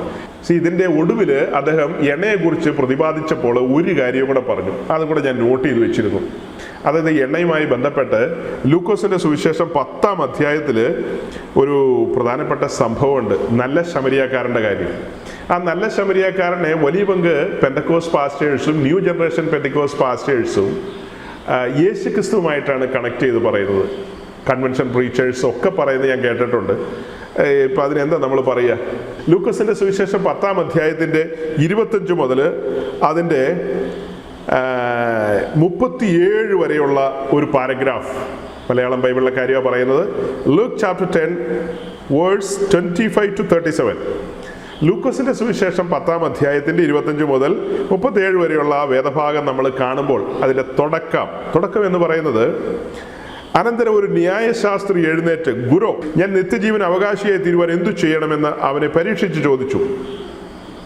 അതായത് ഒരു ന്യായശാസ്ത്രി യേശുവുമായി സംസാരിക്കുന്ന ഭാഗമാണ്. എന്നാൽ നമ്മൾ ഈ കാര്യങ്ങളെ പഠിച്ചു വരുമ്പോൾ മത്തായിയുടെ സുവിശേഷം 21-ാം അധ്യായത്തിലേക്ക് വരുമ്പോൾ കർത്താവ് യേശു ക്രിസ്തു തന്റെ യെരുശലേം യാത്ര ആരംഭിച്ചു. യെരുശലേമിലേക്ക് എത്തിച്ചേരുകയാണ്. ബേത്ഫാഗ വഴി താന് നേരെ യെരുശലേമിലേക്ക് കടക്കുകയാണ്. അങ്ങനെ യെരുശലേമിലേക്ക് വന്നതിന് ശേഷം താൻ പിന്നീട് വാങ്ങിപ്പോകുന്നില്ല. യെരുശലേമിലേക്ക് വന്നതിന് ശേഷം പല ഒക്കേഷനിലും താൻ സംസാരിക്കുന്നതാണ് ഓരോ ചാപ്റ്ററുകളും. 22, 23, 24 ഇങ്ങനെ പല ചാപ്റ്ററുകളുണ്ടല്ലോ. ആ ചാപ്റ്ററുകളിലൂടെയൊക്കെ തന്നെ സംസാരിക്കുന്നതാണ് പിന്നീട് നമ്മൾ കാണുന്നത്. അതിൻ്റെ ഭാഗം എന്നോണമാണ് ഈ ലൂക്കോസ് 10-ാം അധ്യായത്തിലേക്ക്, അത് ഈ മത്തായിലെ ചാപ്റ്ററുകൾ ഞാൻ പറഞ്ഞതുപോലെ ലൂക്കോസിലും ഉണ്ട് സെയിം കാര്യങ്ങൾ. 10-ാം അധ്യായത്തിലേക്ക് വരുമ്പോൾ ഈ ന്യായശാസ്ത്രി ഇങ്ങനെ ചോദിക്കുന്നുണ്ട്. അതിനോടുള്ള ബന്ധത്തിൽ പല കാര്യങ്ങളും പറയുകയാണ്. അവനോട് ന്യായപ്രമാണത്തിൽ എന്ത് എഴുതിയിരിക്കുന്നു, നീ എങ്ങനെ വായിക്കുന്നു എന്ന് ചോദിച്ചതിന് അവൻ നിന്റെ ദൈവമായ കർത്താവിനെ പൂർണ്ണ ഹൃദയത്തോടെ സ്നേഹിക്കണം, സേവിക്കണം എന്നുള്ള കാര്യമൊക്കെ ന്യായശാസ്ത്രി പറയാണ്. അതെല്ലാം പറഞ്ഞു കഴിഞ്ഞിട്ട് അവനോട്, നീ പറഞ്ഞ ഉത്തരം ശരി. യേശു ന്യായശാസ്ത്രിയോട് പറയാണ്, നീ പറഞ്ഞ ഉത്തരം ശരി തന്നെ. അവൻ തന്നെത്താൻ നീതീകരിക്കാൻ ഇച്ഛിച്ചിട്ട് യേശുവിനോട്, എൻ്റെ കൂട്ടുകാരൻ ആരെന്ന് ചോദിച്ചതിന് യേശു ഉത്തരം പറഞ്ഞത്. അവിടെയാണ് ആ പറയുന്ന സംഭവം യേശു ക്രിസ്തു ഒരു പ്രത്യേക വിഷയം പറയുന്നത്. ഒരു മനുഷ്യൻ യെരുശലേമിൽ നിന്ന് യെരിഹോവിലേക്ക് പോകുമ്പോൾ കള്ളന്മാരുടെ കയ്യിൽ അകപ്പെട്ടു. അവർ അവനെ വസ്ത്രമഴിച്ച് മുറിവേൽപ്പിച്ചു, അർദ്ധപ്രാണനായി വിട്ടേച്ചു പോയി. ആ വഴിയായി യാദൃച്ഛിക ഒരു പുരോഹിതൻ വന്നു. അതായത് ഒരു അഹരോന്റെ പാരമ്പര്യത്തിലുള്ള ഒരു പുരോഹിതൻ വന്നു. അവനെ കണ്ടിട്ട് മാറിപ്പോയി. അങ്ങനെ തന്നെ ഒരു ലേവ്യനും ആ സ്ഥലത്തിലെത്തി. അവനെ കണ്ടിട്ട് അവനും മാറിപ്പോയി. ഒരു ശമര്യനോ വഴിപോകയിൽ അവന്റെ അടുക്കലെത്തി അവനെ കണ്ടിട്ട് മനസ്സലിഞ്ഞ് അരികെ ചെന്ന് എണ്ണയും വീഞ്ഞും പകർന്ന് അവന്റെ മുറിവുകളെ കെട്ടി അവനെ തന്റെ വാഹനത്തിൽ കയറ്റി വഴിയമ്പലത്തിലേക്ക് കൊണ്ടുപോയി രക്ഷ ചെയ്തു. അപ്പോൾ ശമര്യൻ ഈ മനുഷ്യനെ, അഥവാ ഇദ്ദേഹം ഒരു യഹൂദ പശ്ചാത്തലത്തിലുള്ള വ്യക്തി എന്ന് നമ്മൾ മനസ്സിലാക്കുന്നു, അദ്ദേഹത്തെ ശുശ്രൂഷിച്ചു. എന്നിട്ട് തൻ്റെ മുറിവുകളെ കഴുകി എണ്ണയൊക്കെ വെച്ച് കെട്ടി. എണ്ണ മീൻസ് അവിടെ അതിന് തക്കതായ മരുന്നോ കുഴമ്പോ അങ്ങനെയൊക്കെ ആയിരിക്കും. അപ്പോൾ ആ എണ്ണ വെച്ച് കെട്ടി. അതൊക്കെ വെച്ചിട്ടാണ് ഇദ്ദേഹം പറയുന്നത്, കണ്ടോ എണ്ണ പകരപ്പെടുന്നതാണ്. ഇമ്പാർട്ടേഷൻ. ന്യൂ ജനറേഷൻ പെന്തിക്കോസുകാർക്ക് ഇമ്പാർട്ടേഷൻ എന്ന് പറഞ്ഞാൽ ഭയങ്കര ഹരമുള്ളൊരു വിഷയമാണ്. അവരൊന്ന് പറഞ്ഞ് രണ്ടിനെ ഇമ്പാർട്ടേഷൻ പറഞ്ഞുകൊണ്ടിരിക്കും. അപ്പോൾ ഇവിടെ ശമരിയക്കാരൻ എണ്ണ പകർന്നു, അങ്ങനെ ആശ്വാസം കൊടുത്തു. പിന്നെ വഴിയമ്പലത്തിൽ കൊണ്ടുപോയി അവന് പോരാത്ത വരുന്നത് എന്തും തരാം എന്നൊക്കെയുള്ള കാര്യങ്ങൾ പറഞ്ഞല്ലോ. ഇതൊക്കെ വെച്ചിട്ടാണ് ആളുകളെല്ലാം പറയുന്നത് യേശു ക്രിസ്തുവാണ് നല്ല ശമര്യൻ. നമ്മൾ അങ്ങനെ വഴി കിടന്നപ്പോൾ, പാപികളായി കിടന്നപ്പോൾ നമ്മളെ വന്ന് രക്ഷിച്ചു എന്നൊക്കെയുള്ള കാര്യം പറയുന്നത്. നോക്കണം, അതെന്തൊരു മണ്ടൻ വ്യാഖ്യാനമാണ്. യേശു ക്രിസ്തുവിനെ എങ്ങനെയാ ഒരു ശമരനായിട്ട് ചിത്രീകരിക്കുന്നത്? യേശു ക്രിസ്തു ഒരു യഹൂദനല്ലേ? യഹൂദനായ യേശു ക്രിസ്തുവിനെ ശമരനായിട്ട് ചിത്രീകരിക്കാൻ പറ്റുമോ? ഗുഡ് സമരിറ്റൻ വർക്ക് എന്നൊക്കെ കേട്ടിട്ടില്ലേ? ഗുഡ് സമരിറ്റൻ വർക്ക്, ഇങ്ങനത്തെ ഈ ചാരിറ്റി വർക്കുമായി ബന്ധപ്പെട്ട് സമരിറ്റൻ വർക്ക് എന്നാണ് അതിനൊക്കെ ആളുകൾ പറയുന്നത്. അതൊക്കെ ഓക്കെ, നല്ലത്, അങ്ങനെയൊക്കെ പറയാം. പക്ഷെ യേശു ക്രിസ്തു ശമര്യനല്ല. യേശു ക്രിസ്തുവായിട്ട് ഈ വിഷയം കണക്ട് ചെയ്യാൻ പറ്റില്ല. യേശു ക്രിസ്തു പറഞ്ഞു കേൾപ്പിച്ചത് യഹൂദന്റെ ഉള്ളിൽ, യേശു ക്രിസ്തു അവരെ പഠിപ്പിക്കാൻ ശ്രമിച്ചത് യഹൂദന്റെ ഉള്ളിൽ ശമര്യൻ എന്ന് പറഞ്ഞാൽ ഒരു നായ്ക്ക് തുല്യമാണ്. അങ്ങനെയാണ് യഹൂദൻ കാണുന്നത്. അതേസമയം ഒരു യഹൂദൻ വഴിയിൽ മുറിവേറ്റ് കിടന്നപ്പോൾ തക്ക സമയത്ത് അവന് പ്രയോജനപ്പെട്ടത് ഒരു അഹരോന്യ പുരോഹിതനല്ല, അടുത്തത് ഒരു ലേവ്യ പുരോഹിതനല്ല. അത്തരക്കാരും സഹായിച്ചില്ല. അവരൊക്കെ വഴിമാറി നടന്നുപോയി. അതേസമയം ഇവൻ ശത്രുവായിട്ട് കാണുന്ന, നായായിട്ട് കാണുന്ന ആ മനുഷ്യനാണ് ഇവനെ സഹായിക്കാൻ കടന്നു വന്നത്. അപ്പോൾ എല്ലാവരെയും ശ്രേഷ്ഠരെന്ന് എണ്ണുക എന്നൊക്കെയുള്ള പുതിയ നിയമത്തിന്റെ ഒരു സൂചനകൾ അവിടെ നിഴലിക്കുകയാണ്. ആ പുതിയ നിയമം വെളിപ്പെടാൻ പോകുന്നതിൻ്റെ ഒരു കാഹളനാദമാണ് ഇവിടെ മുഴങ്ങുന്നത്. എല്ലാ മനുഷ്യരെയും ശ്രേഷ്ഠരായിട്ട് എണ്ണുവാൻ കർത്താവ് പഠിപ്പിക്കുന്നതിന്റെ ഒരു മുന്നോടിയായിട്ട് ഇതിനെ പരിഗണിക്കണം. അങ്ങനെയൊക്കെ മനസ്സിലാക്കുക. സമയം പോയതുകൊണ്ട് ഞാൻ ഇനി അധികം മുന്നോട്ട് പോകുന്നില്ല. ഞാൻ വാക്കുകളെ ചുരുക്കുകയാണ്. സഹോദരങ്ങൾക്ക് ഈ ഭാഗം മനസ്സിലായി കാണുമെന്ന് ഞാൻ വിശ്വസിക്കുന്നു. നമ്മുടെ കർത്താവിനെ നല്ല ശമരിയക്കാരൻ എന്നല്ല വിളിക്കുന്നത്. നമ്മുടെ കർത്താവ് നമ്മുടെ രക്ഷകനാണ്. ഇവിടെ കർത്താവ് ഒരു പ്രത്യേക വിഷയം എടുത്തു വെച്ച് യഥാർത്ഥ കൂട്ടുകാരൻ ആരാണെന്ന് ചോദിച്ചതിന്റെ മറുപടിയാണ് പറയുന്നത്. അതിന്റെ വിശദീകരണമാണ് പറയുന്നത്. ഇത് അനേകര് സാധാരണഗതി പറയുന്നൊരു ഭാഗമാണ്. യേശു ക്രിസ്തു നല്ല ശമര്യനാണെന്നുള്ള രീതിയിൽ നമ്മൾ അതിനൊരു കൊച്ചു തിരുത്ത് തരികയാണ്. ആ തിരുത്ത് നിങ്ങൾക്ക് ഉൾക്കൊള്ളാമെങ്കിൽ ഉൾക്കൊള്ളുക, മനസ്സിലാക്കാൻ പറ്റുമെങ്കിൽ മനസ്സിലാക്കുക. അതൊക്കെ കുറച്ചുകൂടെ വിശദീകരിക്കേണ്ടതാണ്. എങ്കിലും ഞാൻ സമയക്കുറവുണ്ട്, ആ ഭാഗങ്ങളെ വിടുകയാണ്. സൗരങ്ങളെ നമ്മൾ തുടങ്ങിയത് എങ്ങനെ പറഞ്ഞ 2 പത്രോസ് 3:17 പറഞ്ഞാണ്, വഞ്ചകരുടെ ഒരു ലോകം. അതുകൊണ്ട് കർത്താവ് എല്ലാ കാലത്തും തന്റെ ശുശ്രൂഷകരിലൂടെ, അന്ന് അപ്പസ്വലന്മാരിലൂടെ അവർക്ക് മുന്നറിയിപ്പ് കൊടുത്തെങ്കിൽ, ബുദ്ധിപദേശം കൊടുത്തെങ്കിൽ, ഈ തലമുറയിൽ താനെ ശുശ്രൂഷയ്ക്ക് വിളിച്ചിട്ടുള്ളവരിലൂടെ ഇങ്ങനെയുള്ള കാര്യങ്ങളെയെല്ലാം നമ്മെ ധരിപ്പിക്കും. ഓർത്തിരിക്കുക, സാത്താൻ താനും വെളിച്ച ദൂതന്റെ വേഷത്തിൽ വരും. അയ്യോ, സംസാരമൊക്കെ കേട്ട് കഴിഞ്ഞാൽ തോന്നും അയ്യോ ഭയങ്കര തേനെ പാലെ പഞ്ചാര എന്നൊക്കെ പറയുന്ന പ്രസംഗങ്ങളും കാര്യങ്ങളും ഒക്കെ ആയിരിക്കാം. പക്ഷേ നമ്മൾ കാര്യങ്ങളെ സൂക്ഷ്മമായി വിലയിരുത്തുമ്പോൾ, ആത്മാവിൽ വിവേചിക്കുമ്പോൾ നമുക്ക് മനസ്സിലാകും ഇതൊന്നും പരിശുദ്ധാത്മാവിലല്ല ഈ പറയുന്നത്. ഈ അപ്പുറം ഇപ്പുറയൊക്കെ ഇരുന്ന് പറയുന്നതൊന്നും പരിശുദ്ധാത്മാവിലല്ല. ഈ ഏലായിടുന്നതൊന്നും നമുക്ക് മനസ്സിലാകും. ശരിക്കും കാര്യങ്ങളെ പഠിക്കുന്നവർക്ക് മനസ്സിലാകും. അതുകൊണ്ട് ഞാൻ വാക്കുകളെ ചുരുക്കുകയാണ്. വേറൊരാളുടെ പ്രസംഗം നമ്മൾ കേൾപ്പിച്ചു എന്ന് കരുതി അദ്ദേഹത്തെ ഒന്നും ഒരിക്കലും നമ്മൾ ഹരാസ് ചെയ്യുന്നില്ല. അത് നമ്മുടെ ലക്ഷ്യമല്ല. ഇതിലൂടെയെല്ലാം ദൈവജനം അലർട്ടാകണം. 3000-4000 പേരൊക്കെയുള്ള സഭയിലെ വിശ്വാസികൾ ഇത് കേൾക്കുകയാണെങ്കിൽ അവരുടെ കണ്ണും കൂടെ തുറക്കാൻ വേണ്ടിയിട്ടും കൂടെയാണ് ഇത് പറയുന്നതെന്നും വിചാരിച്ചുകൊള്ളുക. അതുപോലെ ആ ജെറുസലേമിൽപ്പെട്ട ധാരാളം പേര് മലയാളക്കരയിലുണ്ട്. ന്യൂ ജനറേഷൻ പെന്തിക്കോസ് കൂട്ടങ്ങൾ. അവർക്കൊന്നും വചനം വെളിപ്പെട്ടിട്ടില്ല സഹോദരങ്ങളെ. തെളിയിക്കും നമ്മൾ വരും ദിവസങ്ങളിൽ, ഇനിയും നമ്മൾ കൊണ്ടുവരും, തെളിയിക്കും. ഇവർക്കൊന്നും വചനം വെളിപ്പെട്ടിട്ടില്ല. ഇവരൊക്കെ പരിശുദ്ധാത്മാവ് എന്ന് പറഞ്ഞ് വെറുതെ കിടന്ന് ചാടുന്നതാണ്. അതൊക്കെ ചാടിക്കുന്ന ആത്മാവ് വേറെയാണെന്നുള്ളതാണ് സകല മാലോകരോടും നമുക്ക് പറയാനുള്ളത്. വഞ്ചനയുടെ ആത്മാവിന്റെ വ്യാപാരം തകൃതിയായി നടക്കുന്നു. അനേകർ വഞ്ചനയിൽ പെട്ട് കഴിഞ്ഞിരിക്കുന്നു. എന്നാൽ അതിന്റെ നടുവിൽ ഏതെങ്കിലും സത്യാന്വേഷി ഉണ്ടെങ്കിൽ അത്തരക്കാരെ ആത്മീയ സത്യങ്ങൾ കേൾക്കുമ്പോൾ അവരുടെ ഉള്ളം കത്തണം, അവർ സത്യത്തിലേക്ക് തിരിഞ്ഞു വരണം. അതിനുവേണ്ടിയാണ് നമ്മൾ ഇത്രയും അധ്വാനിച്ചതും ഈ കാര്യങ്ങളെല്ലാം പറഞ്ഞത്. ഈ പറഞ്ഞ കാര്യങ്ങളെല്ലാം നിങ്ങളുടെ ആത്മീയ ജീവിതത്തിൽ അനുഗ്രഹമായി തീരട്ടെ. നിങ്ങളുടെ കണ്ണുകൾ കൂടുതൽ പ്രകാശിക്കട്ടെ. കൂടുതൽ വചനത്തിന്റെ വെളിപ്പാടുകളിലേക്ക് ആഴങ്ങളിലേക്കും സഞ്ചരിക്കുവാൻ ഇടയാകട്ടെ എന്ന് പ്രാർത്ഥിച്ചുകൊണ്ട് ആശംസിച്ചുകൊണ്ട് ഞാൻ വാക്കുകൾ ചുരുക്കുന്നു. ദൈവം നിങ്ങളെ അനുഗ്രഹിക്കട്ടെ.